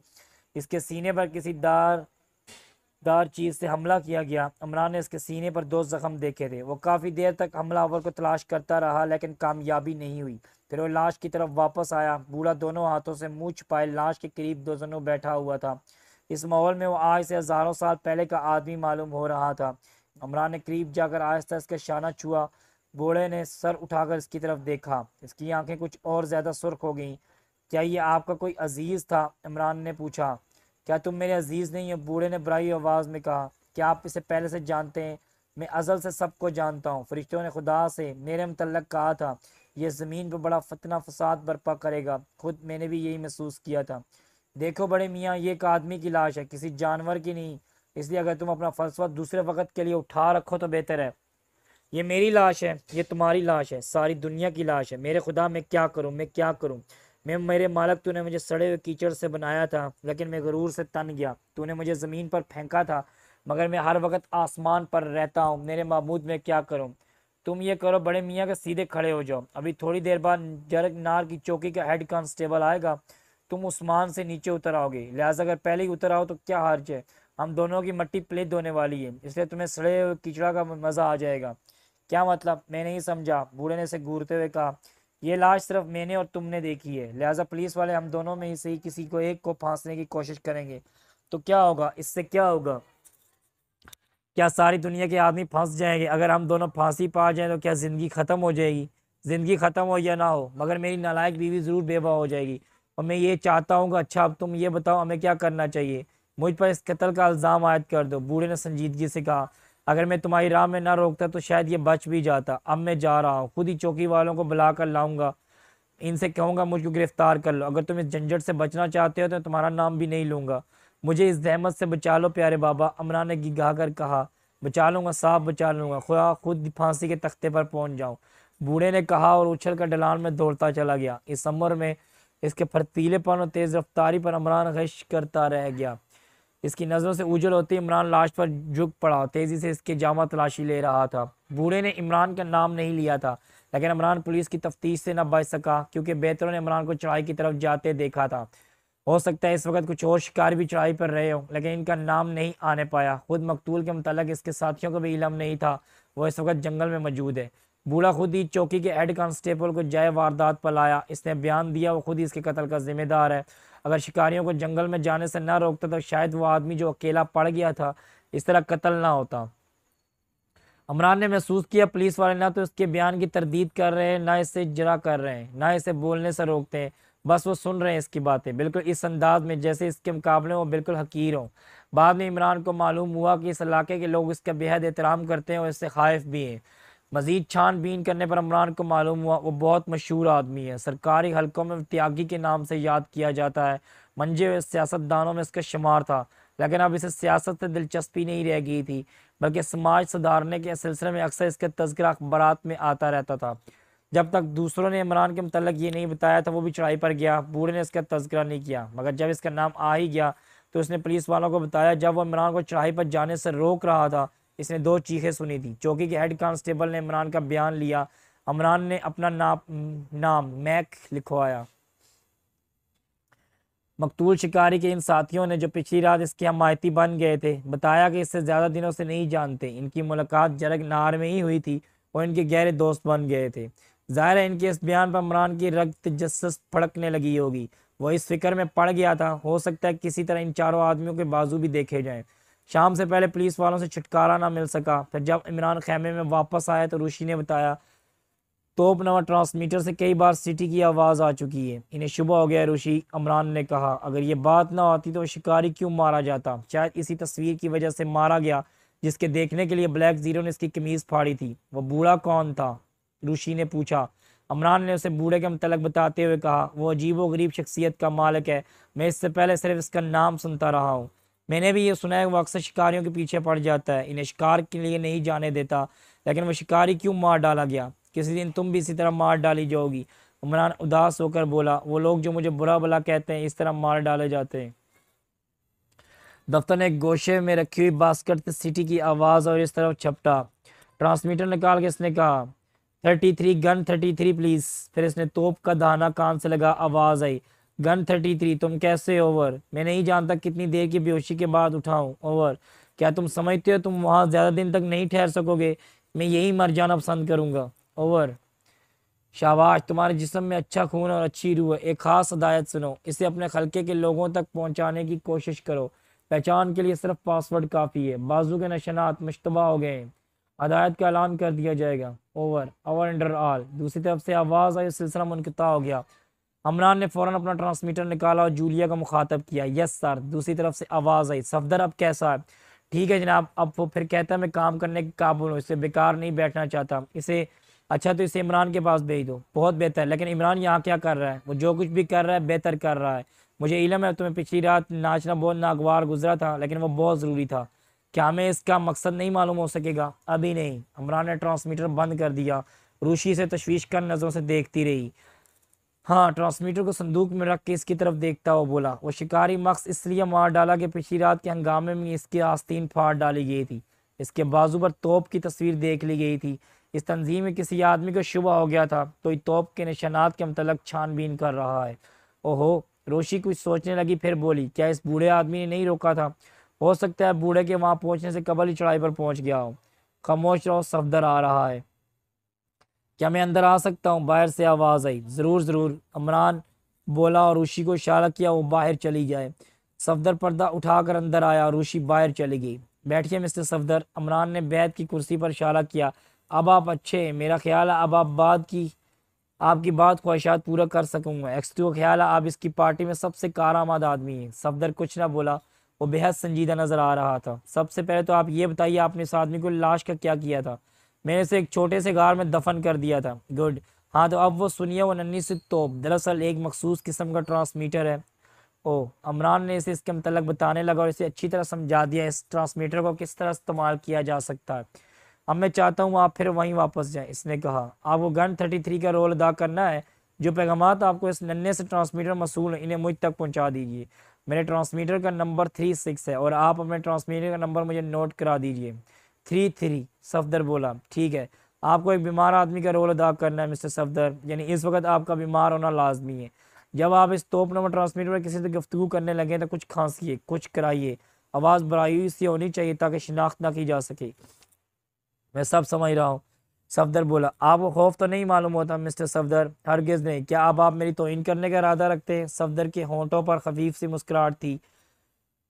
बस मिस्टर सफदर, जब आपको वापस बुलाना मकसूद होगा तो आपको ट्रांसमीटर पर इतला दी जाएगी। और हाँ, जब भी आपको किसी किस्म का खतरा महसूस हो करें तो मुझे फ़ौरन इतला दें, आपकी मदद की जाएगी। इसका जिम्मा एक्स2 ने लिया है। थोड़ी देर बाद सफदर चला गया। इमरान ने अपना ट्रांसमीटर निकाला। अब ट्रांसमीटर पर इसने कैप्टन खावर को मुतवज्जो किया। Yes sir. दूसरी तरफ से आवाज़ आई, सफदर कहीं जाने का इरादा रखता है, उस पर नज़र रखो। कैसे रोक दूँ जनाब? नहीं, इसका ताकब करो, मगर इस तरह के वैसे इल्म ना होने पाए। तुम अपनी ज़रूरियात का मुख्तसर सामान भी साथ ले लेना, मुमकिन है सफदर का सफ़र तवील हो जाए। बहुत बेहतर जनाब। जहाँ भी वो क़याम करे से थोड़े ही फासले पर तुम भी अपने लिए कोई मुनासिब जगह तलाश कर लेना। बहुत बेहतर जनाब, ऐसा ही होगा। बस इमरान ने ट्रांसमीटर बंद कर दिया। रूशी इसके करीब ही खड़ी सुन रही थी। इसने कहा, आखिर इससे क्या फ़ायदा? सफदर पर यह बात क्यों ना जाहिर की जाए, वहाँ इसका कोई मददगार भी मौजूद है। इमरान मुस्कुराया और मुस्कुराता ही रहा, फिर बोला, तुम जानती हो कि एक्स2 इमरान है, इसलिए नामुमकिन है इमरान से हमाकतें सरजद ना हो। मगर आजकल तुम बेहद संजीदा नज़र आ रहे हो। फिक्र ना करो, ये भी एक तरह की हमाकत ही है। तुम्हें नहीं मालूम मैं इस तरह अपनी सेहत तबाह कर रहा हूँ। अगर मैं एक दिन संजीदा रहता तो दूसरे दिन मेरा वज़न कम से कम 3 पाउंड ज़रूर घट जाता है। जूलिया अपने खेमे में तनहा थी। इमरान ने पर्दा हटाया और इससे इजाज़त तलब किए बगैर अंदर दाखिल हो गया। जूलिया उछलकर खड़ी हो गई। इसका इरादा था अब इमरान से मुलाकात होने पर इसकी अच्छी तरह खबर लेगी, लेकिन न जाने क्यों इसकी शक्ल देखते ही सारा गुस्सा काफूर हो गया।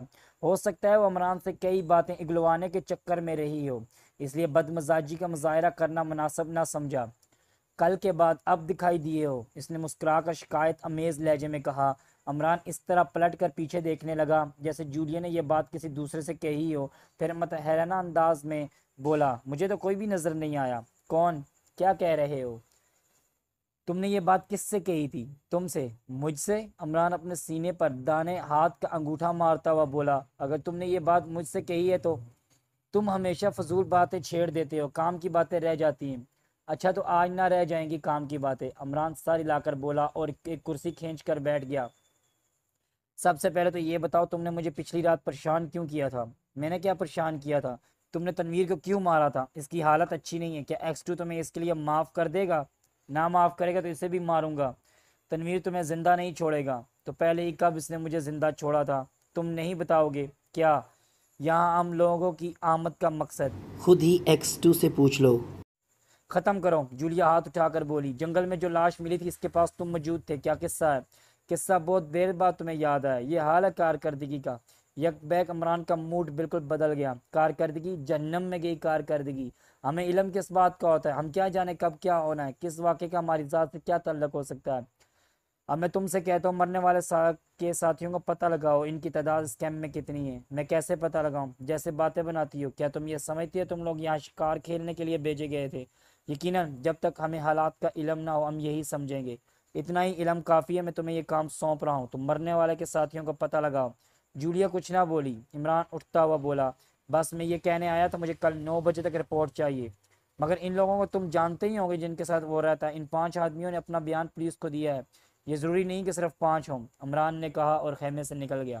शाम को बूढ़ा आदमी फिर कैंप में नजर आया, मगर इसकी हालत मजनूनों की सी थी। वो चारों तरफ चीखता फिर रहा था। कभी तो इसकी आवाज़ इतनी बेहंगम हो जाती थी कि ज़ुबान से अदा होने वाले अल्फाज साफ नहीं समझे जा सकते थे, और कभी सब कुछ साफ सुना जा सकता था। आखिरकार वो एक दरख्त के तने से टेक लगाकर खड़ा हो गया और इसके गिर्द भीड़ इकट्ठी हो गई थी और वो बुरी तरह हाँफ रहा था। अचानक वो दाना हाथ उठाकर बोला, तुम सब जानवरों का खून बहाकर खुश होते हो, मगर मैं तुम्हें इतला देता हूँ कि एक दिन तुम्हारा भी खून इसी तरह बहेगा। तुम जानवरों की तरह दबा कर डाले जाओगे। मैं एक बहुत बड़े खतरे की बू सूंघ रहा हूँ। फ़ज़ा में बारूद की धुएं की महक अभी से महसूस कर रहा हूँ, हालांकि ख़तरा अभी कुछ दूर है। क्या ये तीसरी जंग की पेशन गोई है बाबा? किसी ने पूछा। नहीं, ये इस जंग की खबर है जब बेटा बाप को मारेगा, बाप बेटे की टांगें चीर कर फेंक देगा, भाई भाई का गला घोंटेगा। और सुनो, ये कौन सी जंग होगी बाबा? फिर किसी ने पूछा। ये जंग नहीं होगी, खुदा का कहर होगा। ये भी कोई जंग हुई कि एक जिस्म से तल्लक रखने वाले दो हाथ एक दूसरे को नोच कर रख देंगे? क्या ये खुदा का कहर नहीं होगा अगर तुम अपना सारा जिस्म अपने ही दांतों से लहू लुहान कर डालो? दफ्तर मजमे से एक चीख बुलंद हुई और लोग उछल उछल कर मुंतशिर होने लगे।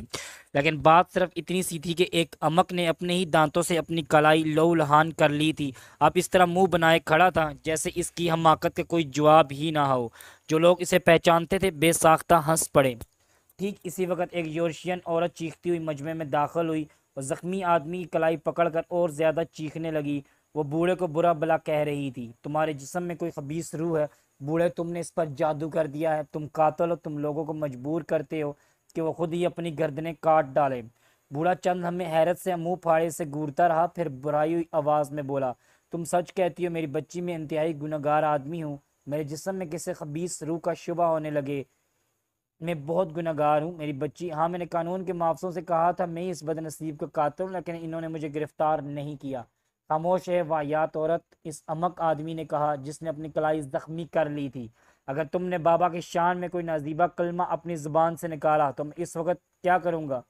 वो इस तरह खामोश होकर सोचने लगा जैसे कुछ सचमुच इसे कुछ याद ना आ रहा हो। इस वक्त क्या करना चाहिए? क्या तुम दोनों? बूढ़ा हाथ उठाकर बोला, शोहर और बीवी हो? हाँ, अमक शिकारी सर हिलाकर बोला, ये मेरी शौहर और मैं इसका बीवी हूँ। दूसरे लोग हंस पड़े। औरत दांत पीसने लगी। वो अमक आदमी का गिरबान पकड़कर झटका देती हुई बोली, चलो यहाँ से हटो, तुम्हारा दिमाग बिल्कुल ख़राब हो गया है। बूढ़ा इन्हें जाते देखता रहा। दूसरे शिकारी बेताशा हंस रहे थे। इस भीड़ में जूलिया भी थी, लेफ्टिनेंट सदीकी चौहान और सार्जेंट नुमानी भी थे। इनके मुंह हैरत से खुले हुए थे। इमरान और रोशी की यह मुश्तरका हमाकत किसी की भी समझ में न आ सकी। कुछ देर बाद बूढ़े ने कहा, हट जाओ मेरे बच्चों, मुझे रास्ता दो, लेकिन मेरे पीछे कोई भी ना आए। लोग हट गए और बूढ़ा आगे बढ़ गया। वो इस तरफ जा रहा था जिधर इमरान और रूशी का रुख था। बाद लोगों ने बूढ़े के पीछे जाना चाहा, मगर दूसरे ने रोक दिया। रूशी और इमरान खैमे में दाखिल हो चुके थे। बूढ़े ने बाहर से बुलंद आवाज़ में कहा, मेरी बच्ची, तुम मुझे खबीस कह सकती हो, लेकिन मेरे बच्चे की तौहीन नहीं कर सकती। अरे जाओ, अपना रास्ता देखो। अंदर से रूशी की आवाज़ आई, मैं इनका कीमा करके डाल दूंगी। मैं देखती हूँ मेरा कोई क्या बिगाड़ लेता है। मैं तुम्हारा आमलेट बनाकर खा जाऊंगा, तुम कीमा करके देखो तो। इमरान की खौफजदा सी आवाज़ आई, मेरे प्यारे बाबा अंदर आ जाओ, वरना ये औरत मुझे कत्ल पर मजबूर कर देगी। तुम्हारे शौहर की इजाज़त से मैं अंदर आ रहा हूँ मेरी बच्ची, बूढ़े ने कहा और खेमे में दाखिल हो गया। इमरान एक कुर्सी पर पड़ा हाँफ रहा था। रूशी इस तरह खड़ी हुई थी जैसे इससे पहले भी 2-4 तमाचे जड़ चुकी हो। तुम कौन होते हो दूसरों के मामलात में दखल अंदाजी होने वाले? रूशी ने बूढ़े पर कहा, तुम दूसरे नहीं अपने ही हो, तुम दोनों मेरे बच्चे हो, मुझे तुम दोनों से हमदर्दी और मोहब्बत है। अगर तुम ऐसा नहीं समझती मेरी बच्ची तो तुम मुझ पर पत्थर चलाओ, इतने मारो कि मैं यहीं हलाक हो जाऊं। ज़रा मार कर तो देखे मैं इसका आमलेट। नहीं मेरे बच्चे, बूढ़ा हाथ उठाकर बोला, तुम मत बोलो। नहीं, इसे भी बोलने दो और तुम भी बोलो। रूशी आंखें निकाल कर बोली, मैं तुमसे सिर्फ ये कहने आया हूँ मेरी बच्ची कि तुम में मशरक का खून है, इसलिए अपने अजदाद की रूहों को शर्मिंदा ना करो। तुम्हारा तल्लक इस मशरक से है जहाँ औरतें अपने शोरों को पूजती हैं। तुम सीधे बैठ जाओ, मैं तुम्हारी पूजा करूंगी। रूशी अमरान को गुस्सा दिखाकर बोली, बाबा मैं अपनी पूजा नहीं कराना चाहता। अमरान ने रो देने वाले आवाज़ में कहा, तुम और बाबा दोनों जहन्नम में जाओ। रूशी ने चीख कर कहा और खेमे से बाहर चली गई। अमरान बैठा मुंह बिसूरता रहा और बूढ़ा सीने पर हाथ बांधे खड़ा रहा। इसका सर सीने पर झुका हुआ था। चौड़े चकले बाजुओं की मछलियां कुछ और उभर आई थीं। बाबा, अमरान बड़ाई आवाज़ में बोला, अभी तुम बाहर क्या कह रहे थे जिसे सुनकर मेरा दिमाग काबू में ना रहा और मैंने। अमरान ने बूढ़े को अपनी जख्मी कलाई दिखाते हुए इसे इस्तफामिया नज़रों से देखा। मैं तुम्हारे सीने में एक दर्दमंद दिल देखता हूँ बच्चे। मैं जो कुछ भी कह रहा हूँ गलत नहीं कह रहा। एक बहुत बड़ा फितना सर उठाने वाला है। मैं बहुत कुछ देख रहा हूँ, लेकिन लोग मुझे पागल समझते हैं। कभी मुल्क में बहुत बड़े बड़े सियासतदान मेरी बातें बहुत गौर से सुनते थे, लेकिन वो आज मुझे इस काबिल नहीं समझते कि मुझसे भी गुफ्तगू करें। अगर किसी को यकीन दिलाना भी चाहता हूँ कि मुल्क की फ़ज़ा मकददर होने वाली है तो वो मुझे कहकों में उड़ा देंगे, लेकिन मेरी आंखें न जाने क्या क्या देख रही हैं। क्या देख रही हैं बाबा, मुझे भी बताओ। बताने से क्या फ़ायदा? बूढ़ा ठंडी सांस लेकर बोला, तुम भी मेरी तरह अपना सर पीटते फिरोगे, कोई तुम्हारी बातों पर यकीन नहीं करेगा। हो सकता है मैं सर पीटने के बजाय कोई ठोस काम कर सकूं। चींटी को भी हकीर नहीं समझना चाहिए बाबा। बड़ी मुसीबत तो यह है, तुम कभी अहमक मालूम होती हो और कभी अक्लमंद। बूढ़ा इसकी आंखों में देखता हुआ बोला, अच्छा ये बताओ, तुम्हें इस मरने वाले की आखिरी फरियाद याद है? हाँ शायद याद है। इसने क्या कहा था? शायद मलाई का शरबत कहा था। नहीं, राई का पर्वत कहा है। तो हो सकता है यही कहा। इमरान ने सर हिलाकर कहा, मुझे शरबत ही याद है। मेरे दादा जब मरने लगे थे तो इन्होंने संतरे का शरबत मांगा था, इसलिए मैंने कहा शायद इसने भी किसी किस्म का शरबत ही मांगा हो, मलाई का शरबत। इमरान खामोश होकर मुंह चलाने लगा, जैसे सचमुच मलाई के शरबत की लज्जत महसूस कर रहा हो। बूढ़ा चंद लम्हे से गौर से देखता रहा, फिर बोला, भला तुम क्या कर सकोगे? तुम्हारा हाफजा भी दुरुस्त नहीं है।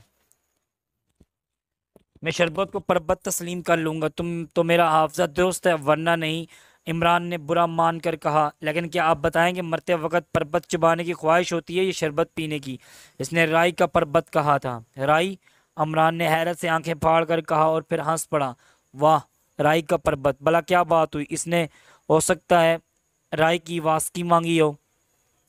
इसने राय का पर्वत कहा था। बूढ़े ने एक लफ्ज़ पर जोर देकर कहा, फिर मुस्तराबाना अंदाज में खेमे के दरवाजे तक आया, फिर बाहर झांक कर फिर वापस आया।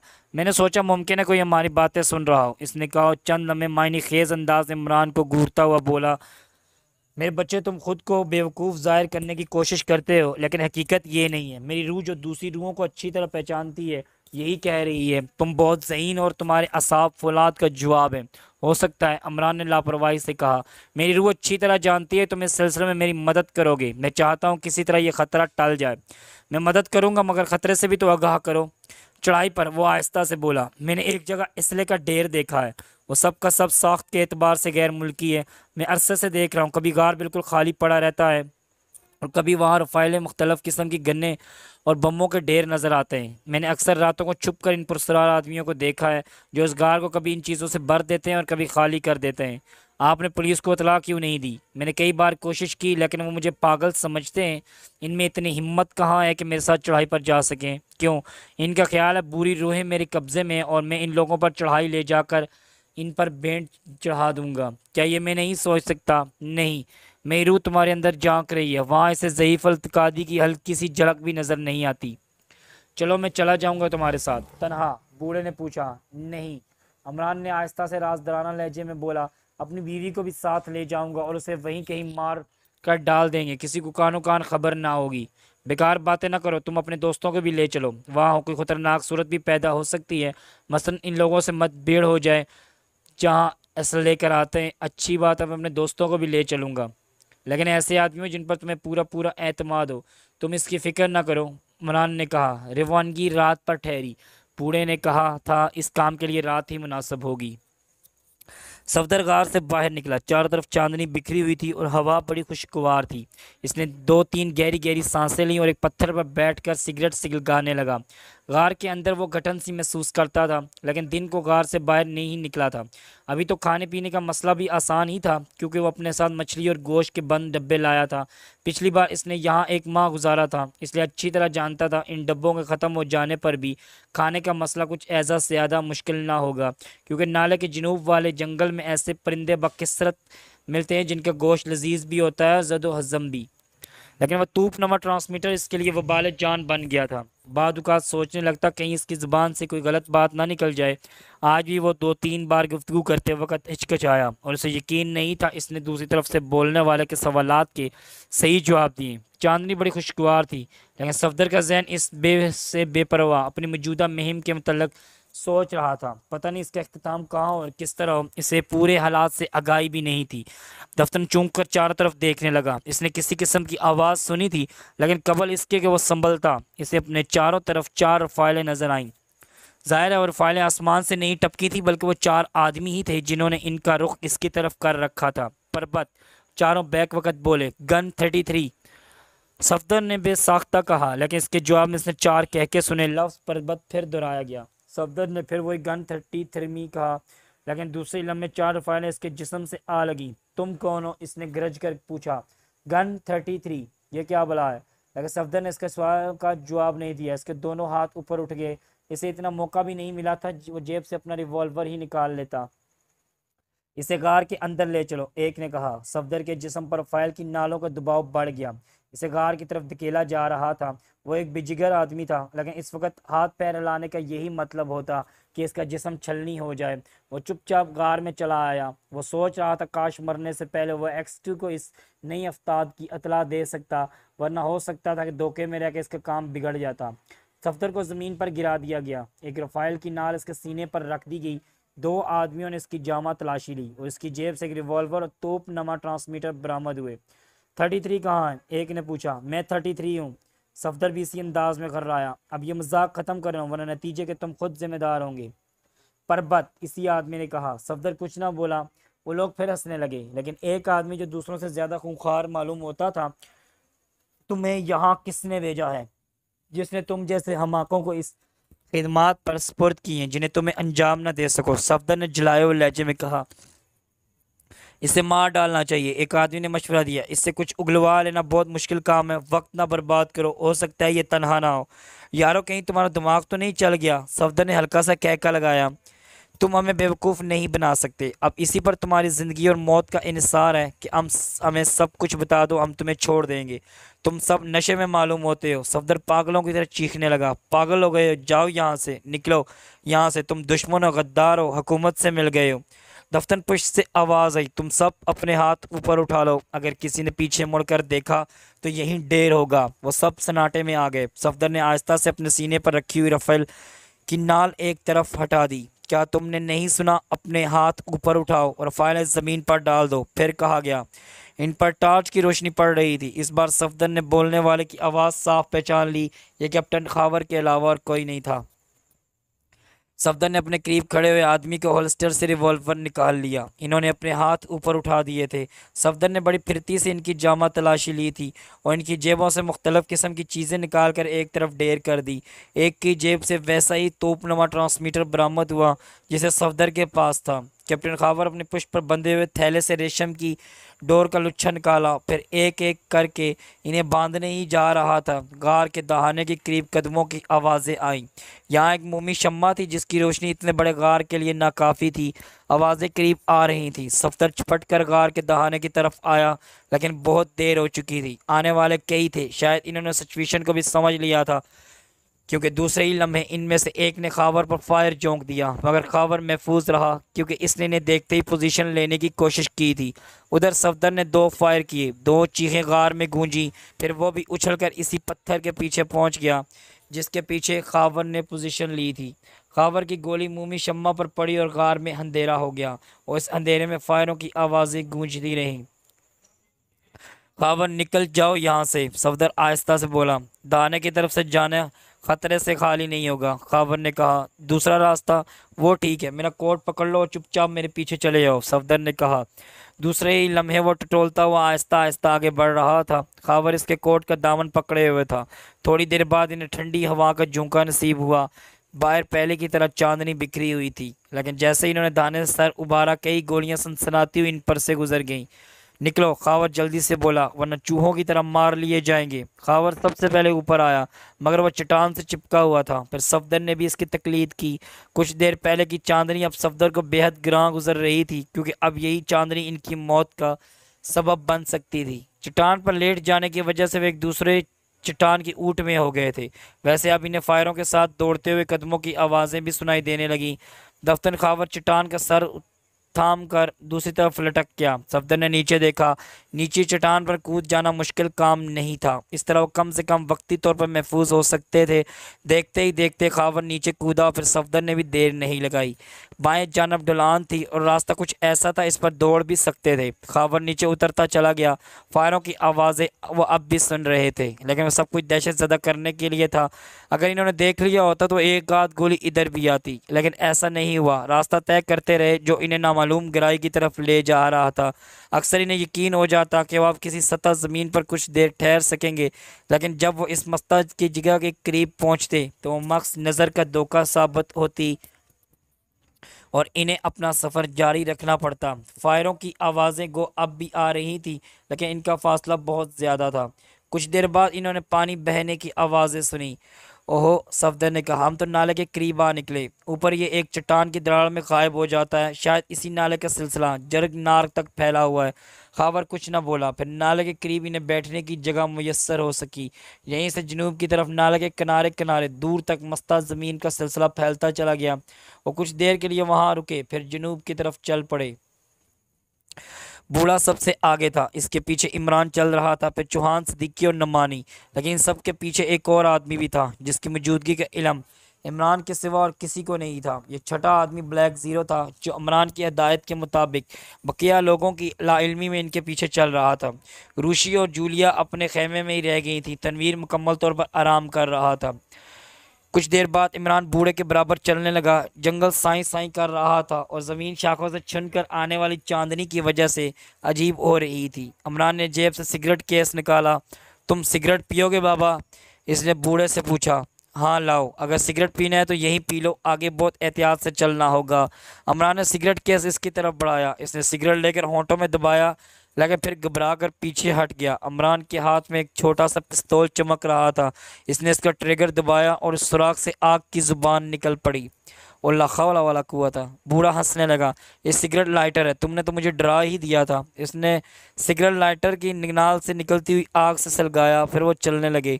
इमरान ने अपने तीनों मतहतों को भी सिगरेट पेश किए थे। इन्हें इस पर हैरत हुई थी, क्योंकि इन्होंने इमरान को कभी सिगरेट पीते नहीं देखा था।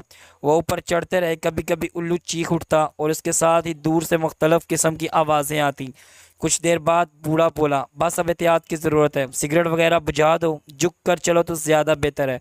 हम बाएं जानब मुड़ेंगे, अगर झुक कर ना चले तो नीचे से देख लिए जाने का इम्कान है। यहाँ से कैंप साफ दिखाई देगा। मुझे तो नहीं दिखाई देता, इमरान आंखें फाड़ता हुआ बोला। अभी नहीं, जब हम इधर मुड़कर कुछ दूर चलेंगे तो यकीनी तौर पर दिखाई देगा। ओहो, तो क्या तुम्हारा ख्याल है इस कैंप में इन लोगों के आदमी मौजूद होंगे? क्यों?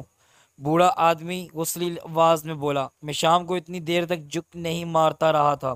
बात तुम्हारी समझ में क्यों नहीं आई? मेरा ख्याल है वो आदमी जो आज कत्ल किया गया है इन लोगों में से था, जो गैर मुल्की असले की नकलो हरकत के जिम्मेदार है। आखिर किस बिना पर? इस बिना पर कि इसने राई का पर्वत कहा था। वो टमाटर की चटनी भी कह सकता है, क्योंकि वो मर रहा था। खैर, राई का पर्वत ही सही, लेकिन इसका मतलब क्या हुआ? इसका मतलब मैं नहीं जानता। इसका मतलब, मगर ये मुहावरा सिर्फ इन लोगों में राइज है। एक आदमी अपने ग्रोह के किसी दूसरे आदमी से मिलता है तो पर्वत कहता है, और दूसरा शायद जवाब में राई का पर्वत कहता है। तुमने कहाँ सुना था? इमरान ने पूछा। मैं एक बार इसी गार के करीब छुपा हुआ था। कुछ लोग बड़े बड़े संदूक उठाए हुए वहाँ आए। गार से एक आदमी निकला और इसने इन्हें ललकारा। ये ललकार पर्वत के अलावा और कुछ ना थी। जवाब में इस आदमी ने राई का पर्वत कहा, जो आने वालों के आगे चल रहा था। ओहो, तो ये पर्वत और राई का पर्वत पासवर्ड हो सकते हैं। इमरान कुछ सोचता हुआ बोला। बहुत अच्छे। बूढ़ा खामोश होकर बोला। मैंने गलत तो नहीं कहा था, तुम जो कुछ नज़र आते हो हकीकतन वो नहीं हो। ठहरो, मगर तुम इस वक्त क्या करोगे? फ़र्ज़ करो हमने इन्हें देख भी लिया तो। मैं तुम्हें दिखाकर सबकतोश हो जाऊंगा, फिर तुम्हारा जो दिल चाहे करना। मैं ये भी नहीं पसंद करूंगा इस मामले में कभी मेरा नाम लिया जाए। इन सियासतदानों और बड़े आदमियों का दिल ना तोड़ना जो मुझे इस काबिल नहीं समझते। इन्हें ये ना मालूम होने पाए इस बहुत बड़े ख़तरे की बू मैंने बहुत पहले सूंघी थी। मुझे इनकी नज़रों में संकी और खपती ही रहने देना। मैंने अपना कभी नाम नहीं चाहा, मुझे हमेशा काम की धुन रही है। चलो अब वक्त ना बर्बाद करो, हो सकता है ये मेरी ज़िंदगी की आखिरी दौड़ हो और आखिरी दौड़ के लिए अब तक ज़िंदा रखा गया हूँ। चलो अब देर न करो। बूढ़ा आगे बढ़ गया, वो लोग इसके पीछे चलते रहे। कुछ दूर चलने के बाद बूढ़े को झुकते देखा और इन सबों ने भी इसकी तकलीद की। काफ़ी दूर तक इन्हें इस तरह झुक कर चलना पड़ा। इनके दोनों जानब ऊंची ऊंची झाड़ियाँ थीं। एक जगह बूढ़े ने ठहर कर रुकने का इशारा किया और ज़मीन पर बैठ गया। वो लोग भी बैठ गए। बूढ़ा घुटनों के बल चलता हुआ इमरान के करीब आया और आहिस्ता से बोला, हम इस गार से बहुत करीब हैं, अपनी रफ़ाइलें तैयार रखो। हो सकता है, बहुत कुछ हो सकता है। खून की नदियाँ भी बह सकती हैं, ये भी हो सकता है बिल्कुल सन्नाटा हो, लेकिन तुम्हें हर ख़तरे के लिए तैयार रहना चाहिए। हम हर तरह तैयार हैं। अगर इसकी नौबत आई तो तुम देख ही लोगे। मैं दुनिया में अपनी बीवी के अलावा और किसी से नहीं डरता। बूढ़ा कुछ ना बोला, वो फिर चल पड़े। कुछ दूर तक वो इसी तरह झुके हुए चलते रहे। फिर बूढ़े को सीधा खड़े होते देखकर इन्होंने भी अपनी पोजीशन तब्दील कर ली। फिर थोड़ी देर बाद वो एक ऐसी जगह खड़े थे जहाँ चारों तरफ कद आदम झाड़ियों के अलावा और कुछ नहीं था। ऐसा मालूम हो रहा था जैसे दरमियान में थोड़ी सी जगह ख़ास तौर पर साफ़ की गई हो। बिल्कुल तैयार रहो, बूढ़े ने आहिस्ता से कहा। अपनी रफ़ाइलें शानों से उतार लो। सबसे पहले इमरान ने अपनी रफ़ाइल हाथ में ली, फिर इसके साथियों ने भी यही किया। आओ। बूढ़ा एक तरफ झाड़ियों में घुस पड़ा। वो बड़ी फिरती से झाड़ियाँ हटाता हुआ आगे बढ़ रहा था। झाड़ियाँ कांटेदार नहीं थी, इसलिए वो नहायत आसानी से चलते रहे, लेकिन झाड़ियों की सरसराहट से फ़ज़ा गूंज रही थी। काफ़ी शोर हो रहा है, इमरान आहिस्ता से बोला। परवाह ना करो, अगर इनमें से कोई इस तरफ मौजूद होगा तो ये सरसराहट सुनकर वो पर्वत ही कहेगा। हमारे पास इसका जवाब मौजूद है, बूढ़े ने इत्मीनान दिलाया। वो बढ़ते रहे, लेकिन पर्वत या राई का पर्वत की नौबत नहीं आई। बूढ़ा एक बार फिर एक जगह रुक गया। यह हकीकतन किसी गार का दहाना था, लेकिन आसपास कांटों और झाड़ियाँ और इसकी ज़ाहरी हालत से ये नहीं मालूम होता था इससे लोगों की आमदरफ्त रहती हो। बूढ़ा बेखतर अंदर घुस पड़ा। इसने इमरान से कहा था कि वो टार्च रोशन करे। कुछ दूर चलने बाद इमरान ने महसूस किया वो तो एक अच्छी खासी सुरंग थी। बूढ़े का कद इन सबों से निकलता था, इसलिए इसे कदरे झुक कर चलना पड़ता था। दूसरे लोग भी अगर पंचों के बल खड़े होने की कोशिश करते तो इनके सर यकीनी तौर पर पत्थरों से टकराते। बनावट के एतबार से ये सुरंग कुदरती ही मालूम होती थी। एक जगह इन्हें सुर्ख रोशनी का दायरा नज़र आया, शायद ये सुरंग का इख्तिताम हो। बूढ़े ने रुक कर दूसरी तरफ झांका और फिर पलट आया। बहुत आहिस्तगी से आओ, इसने इमरान से कहा। दो आदमी वहाँ सो रहे हैं। फिर वो आगे बढ़ गया। 2-3 कदम चलने के बाद इमरान भी इसके बराबर ही था। ये जगह बहुत कुशादा थी और यहाँ 3 बहुत बड़ी मशालों की सुर्ख रोशनी फैली हुई थी। दरमियान में लातादाद रफ़ाइलों का एक ढेर नज़र आ रहा था। इसने करीब के ही 2 आदमी पड़े सो रहे थे। वो आहिस्ता चलते हुए इस ढेर के पास जा पहुँचे, लेकिन अचानक इमरान के साथियों के ओसान ख़ता हो गए, क्योंकि इन्होंने ख़ुद को 10-12 आदमियों के नरगे में देखा जिनकी रफ़ाइलें इनकी जानब उठी हुई थी। ये लोग बड़े पत्थरों की ऊँट से निकले थे जो रफ़ाइलों के ढेर के चारों तरफ बिखरे हुए पड़े हुए थे। अपनी रफ़ाइलें ज़मीन पर डाल दो, एक आदमी ने गूंजली आवाज़ में कहा। सबसे पहले इमरान की रफ़ाइल ज़मीन पर गिरी, फिर इसके सब साथियों ने भी इसकी तकलीद की। अब क्या होगा बाबा? इमरान ने बराई हुई आवाज़ में कहा, लेकिन बाबा के होंठों पर एक बड़ी जहरीली सी मुस्कुराहट रक्स कर रही थी। वो फिल्मी शहनशाहों की सी शान चलता और रफ़ाइलों के ढेर पर आ पहुंचा। मेरे बच्चे, इसने अपना दाना हाथ उठाकर कहा। बाबा अब तुम्हें यही मशवरा देगा, अपनी कहानी सुना डालो। फिर इसने इन दोनों आदमियों को मुखातब किया जो चंद लम्हे पहले वहीं पड़े सो रहे थे। इनके रिवॉल्वर भी ले लो। ये काम आना फाना हो गया। इमरान का पिस्तौल नमा सिगरेट लाइटर भी ले लिया गया। क्या मैं सिगरेट पेश करूं बाबा? इमरान ने सिगरेट केस खोलते हुए कहा। मैं आपका मशकूर होऊंगा अगर आप मेरा लाइटर मुझे वापस दिलवा दें। रिवॉल्वर तो इन्होंने ले ही लिया है, इन्हें मेरी तरफ से अपने असलाह फ़ंड में जमा कर लीजिए। मैं तुम्हारी सलाखतों का मुतारफ़ हूँ बच्चे, तुम लूमड़ी की तरह चिल्लाक और शेर की तरह डर हो। इसका सिगार लाइटर वापस कर दिया जाए। लाइटर इमरान को वापस मिल गया। इसने एक सिगरेट खुद पी और अपने साथियों की तरफ सिगरेट केस बढ़ाया, लेकिन सबों ने इनकार कर दिया क्योंकि इस वक्त वो इमरान पर बुरी तरह ताव खा रहे थे। इमरान ने अपना सिगरेट सलगा कर लाइटर जेब में डाल लिया। अब वो नहायत इत्मीनान से धुएं के बादल मुंतशिर करता हुआ बूढ़े को नीमबाज आंखों से देख रहा था। दफ्तर एक आदमी ने सुरंग से इस गार की तरफ में आकर देखा और कहा, एक आदमी और भी था जिसने यहाँ दाखिल होने की कोशिश की थी, लेकिन हम इसे ना पकड़ सके, वो निकल गया। परवाह मत करो, बूढ़े की आवाज़ गूंजी। सुरंग के दहाने पर 2 मशीन गन्ने रख दो और जो कोई भी अंदर आने की कोशिश करे इसे बेदरेख बूंदते चले जाओ। फिर इमरान की तरफ देख कर गर्राया, क्या तुम्हारा कोई और आदमी भी तुम्हारे पीछे आ रहा है? नहीं तो, इमरान ने बड़ी मासूमियत से जवाब दिया, हम तो 4 ही आए थे। फिर अपने साथियों की तरफ मुड़कर बोला, तुम लोग घबराना मत, ये सब भूत है, मैंने चुटकी बजाते हवा कर दूंगा। मुझे भी बड़े बड़े मंत्र याद हैं। मैंने सुना है कि ये बूढ़ा लोगों को जंगल में ले जाकर अपनी ताबा बदरूहों के हवाले कर देता है, लिहाजा मैंने कहा कि इसे उल्लू बनाना चाहिए। अब मैं इस वक्त इसे उल्लू बना रहा हूँ। तुम मुझे उल्लू बना सकते हो बेटा?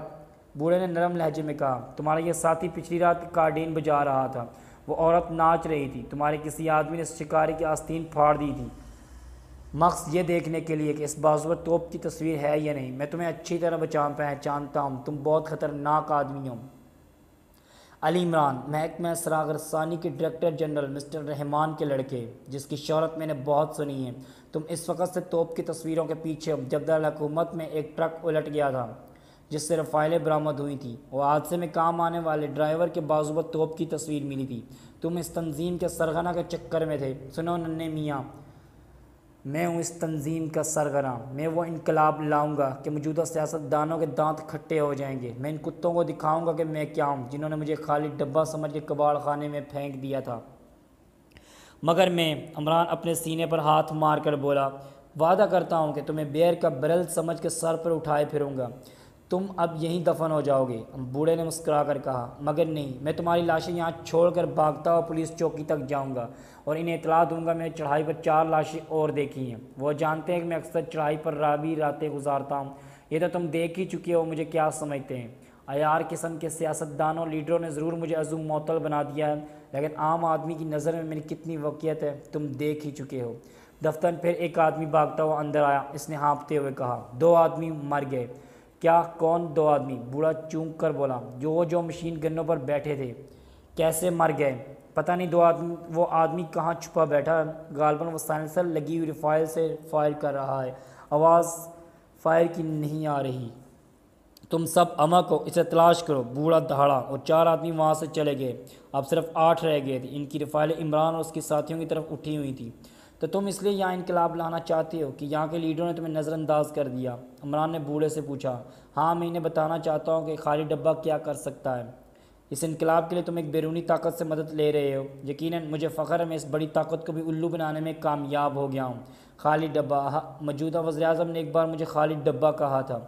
इसलिए तुम मुल्क में गैर मुल्की नौयत का इनकलाब लाना चाहते हो। तुम क्या कहना चाहते हो? बूढ़े ने मुस्कुरा कर पूछा।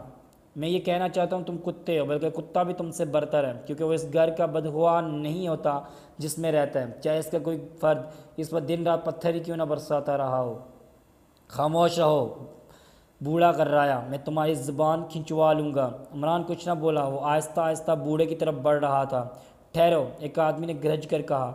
नहीं, आने दो, मैं देख लूँगा कि ये क्या करता है। बूढ़े ने हंस कर कहा। इमरान उसके करीब जाकर रुक गया और जेब से सिगरेट केस निकाल कर एक सिगरेट खुद लिया और सिगरेट केस बूढ़े की तरफ बढ़ाता हुआ बोला, एक सिगरेट और लो बाबा, ये मेरा आखिरी दोस्ताना तोहफ़ा है। इसके बाद तो तुम मेरी लाश नीचे ले जाओगे। नहीं, ये ज़रूरी भी नहीं है मैं तुम्हें मार ही डालूं। मगर वो आदमी कौन है जिसने मेरे 2 आदमियों को मार डाला? बूढ़े ने हाथ के इशारे से सिगरेट लेने से इनकार करते हुए कहा। यकीन करो मैं नहीं जानता वो कौन है, इमरान ने कहा और लाइटर से सिगरेट सुलगाने लगा। फिर बूढ़ा इसके साथियों की तरफ मतवज्जो हुआ ही था कि इमरान बिजली किसी सराहत से इसके पीछे पहुंचकर इसकी पुश्त से पिस्तौल नमा लाइटर लगाता हुआ बोला, अपने आदमियों से कहो फाइलें फेंक दें वरना मैं तुम्हें गोली मार दूंगा। यकीन ना हो तो ये देखो। बस एक पल के लिए लाइटर बूढ़े की पुश्त से हटा और इसका एक आदमी मुंह के बल नीचे गिर पड़ा, जिसकी चीख से पूरा गार झंझना उठा। लाइटर से निकली हुई गोली इसकी पेशानी पर पड़ी थी। फायर की आवाज़ भी सुनी गई थी। ये सब कुछ इतनी जल्दी में हुआ कि बूढ़ा इससे लाइटर ना छीन सका। अब वो फिर इसकी पुश्त से जा लगा था। मैं इस बूढ़े को भी इस तरह मार डालूंगा। इमरान ने इसके आदमियों को ललकारा, वरना तुम लोग अपनी रफ़ाइलें फेंक कर अपने हाथ ऊपर उठाओ। ए बूढ़े, तुम भी इनसे कहो कि ये रफ़ाइलें फेंक दें, वरना मैं सचमुच तुम्हें मार डालूंगा। रफ़ाइलों को इस ढेर के करीब तुम्हारी लाश खुद ही सब कुछ कह देगी। मैं पुलिस को रिपोर्ट देने से भी बच जाऊँगा। तुम लोग रफ़ाइलें फेंक कर अपने हाथ ऊपर उठाओ। बूढ़े ने बड़ी आवाज़ में कहा। इन्होंने इसके कहने पर अमल किया और अपने हाथ ऊपर उठा दिए। दफ्तरन लेफ्टिनेंट चौहान ने कहा, इमरान जिंदाबाद। ठीक इस वक्त एक आदमी भागता हुआ अंदर आया, फिर एक दलावेज चीख के साथ सुरंग के दहाने के करीब एक ढेर हो गया और इसकी पुश्त से खून का फवारा जारी था। सुरंग से आवाज़ आई, वहाँ मेरी मदद की ज़रूरत तो नहीं है? नहीं, इमरान ने जवाब दिया, यहाँ सब ठीक है, मगर बाहर का ख्याल रखना ज़रूरी है। इमरान के साथियों ने महसूस किया वो X2 की आवाज़ थी। इमरान ने दिल ही दिल में तारीफ़ की थी। ब्लैक इज़ ज़ीरो इस वक्त भी X2 की आवाज़ की नक्ल उतारने में कामयाब रहा था। चौहान, तुम इनकी रफ़ाइलें उठाकर एक तरफ डाल दो, इमरान बोला, और ये भी देखो कि इनके पास रिवॉल्वर तो नहीं है। मैं मुल्क की निजात का बायस बनने वाला था, तुम ये तो सोचो। बूढ़ा बराई आवाज़ में बोला, मैं भी बड़ी देर से यही सोच रहा हूँ, अब मुल्क में निजात हो जाएगी, इमरान ने खुश्क लहजे में जवाब दिया। दफ्तन बूढ़ा मुंह के बल ज़मीन पर गिर पड़ा और गिरते ही ऐसी दौलती जाड़ी कि इमरान संभलने से पहले उछल कर रफ़ाइलों के ढेर पर जा पड़ा। इधर बूढ़े के साथी चौहान, सदीकी और नुमानी पर पलट पड़े। इन तीनों को अपने रिवॉल्वर संभालने की मोहलत न मिल सकी, लेकिन वह तीनों ही बेहतरीन किस्म के मुक्केबाज थे। इधर इमरान और बूढ़े में रफ़ाइलें चल रही थीं। रफ़ाइलें लाठियों की तरह इस्तेमाल हो रही थीं। बूढ़ा इमरान से कद में ऊंचा था, इसलिए बार बार इसकी कोशिश होती कि किसी तरह एक ही ज़रब में इमरान का सर पाश पाश कर दे, लेकिन इमरान ने इसका मौका नहीं दिया था। या तो वो इसका वार खाली कर देता या रफ़ाइल पर रोक लेता। वैसे ये हकीकत थी और बूढ़े की गैर मामूली क़ुव्वत का मुतहर्रफ हो गया था। जब भी इसका वार रोकता तो इसके हाथ झंझना उठते। वह झंझला गया था क्योंकि बूढ़ा फर्तीला भी बहुत था। अभी तक इमरान भी इसके जिस्म पर चोट मारने में कामयाब नहीं हुआ था। झंझलाहट के आलम में इसका हाथ कुछ और ज़्यादा तेज़ी से चलने लगा। एक बार जो इसने मुंडा पड़ा बना कर पलट मारा तो बूढ़ा भी धोखा खा गया। जैसे इमरान की रफ़ाइल की पल्ली पर पड़ी, वो किसी तनावर दरख्त की तरह ढेर हो गया। फिर दोबारा उठना तो नामुमकिन था, क्योंकि अब इमरान इसे संभलने का मौका कहाँ दे सकता था। सर पर पड़ने वाली 2 ही ज़रबों ने इसे साकत कर दिया था। दूसरी तरफ इसके 8 आदमी इमरान के साथियों पर पले बड़े थे। इमरान वहीं रफ़ाइलें संभालते इन पर टूट पड़ा। ज़रा सी देर में सिर्फ सदीकी, चौहान और नुमानी खड़े थे। वो तीनों हैरत से कभी इमरान को देखते और कभी ज़ख्मियों को। यार वाकई तुम पता नहीं क्या हो, चौहान बराई आवाज़ में बोला। दूसरी दोपहर जरगनार के लिए एक तारीखी दोपहर थी, क्योंकि वहाँ अब शिकारियों के कैंप के बजाय फ़ौजियों का कैंप बन गया था। इमरान की हैसियत इस फातिया की सी थी जिसने तनहा लंका डाई हो। X2 और इसके साथी पस मंज़र चले गए थे। यह सिर्फ इमरान और उसके नामालूम साथियों का कारनामा था। इमरान ने बहैसियत X2 ट्रांसमीटर पर जूलियो को समझा दिया था, अगर इस मौके पर यह कामयाबी इमरान के सर न मंडी गई तो X2 और उसके साथी मंजर आम पर आ जाएंगे। यहाँ जंगल में वो वसाइल मैसर नहीं थे जो X2 की पर्दापोशी कर सकते। इमरान ने फ़ौज और पुलिस के हकाम को बयान दिया कि अरसे से इन लोगों के फ़िक्र में था। तो तजस्सुस की वजह वही तस्वीर बनी थी जो बाद मरने वालों के बाजुओं पर पाई गई थी। आखिरकार वो इस गिरोह के सरगना को पाने में कामयाब रहा था। बूढ़ा बहुत ज़ख्मी था, लिहाजा से फ़ौजियों की निगरानी में हवाई अड्डे के अस्पताल में भिजवा दिया गया, मगर शाम होते ही इसकी मौत की खबर आ गई।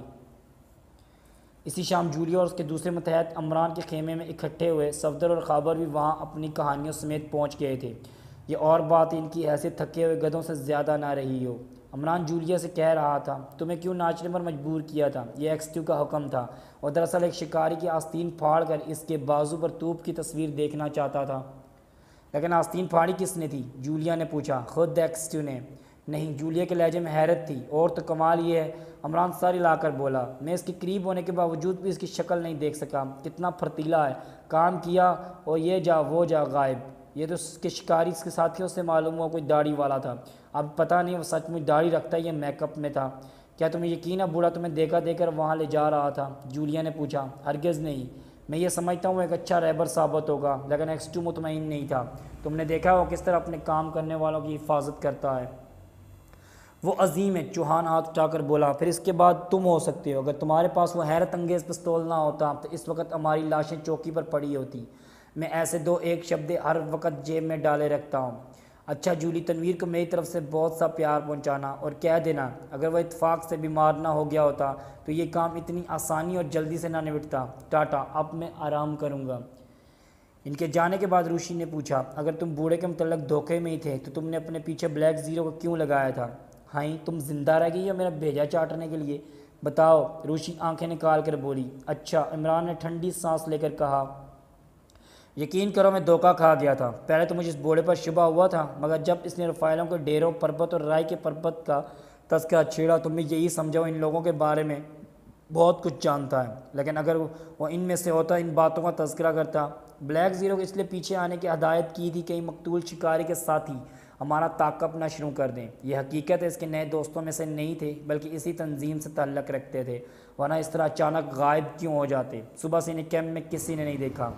मगर तुम भूत इसके बावजूद भी उन लोगों पर छा गए, रूशी ने इमरान से कहा। ख़त्म शुद।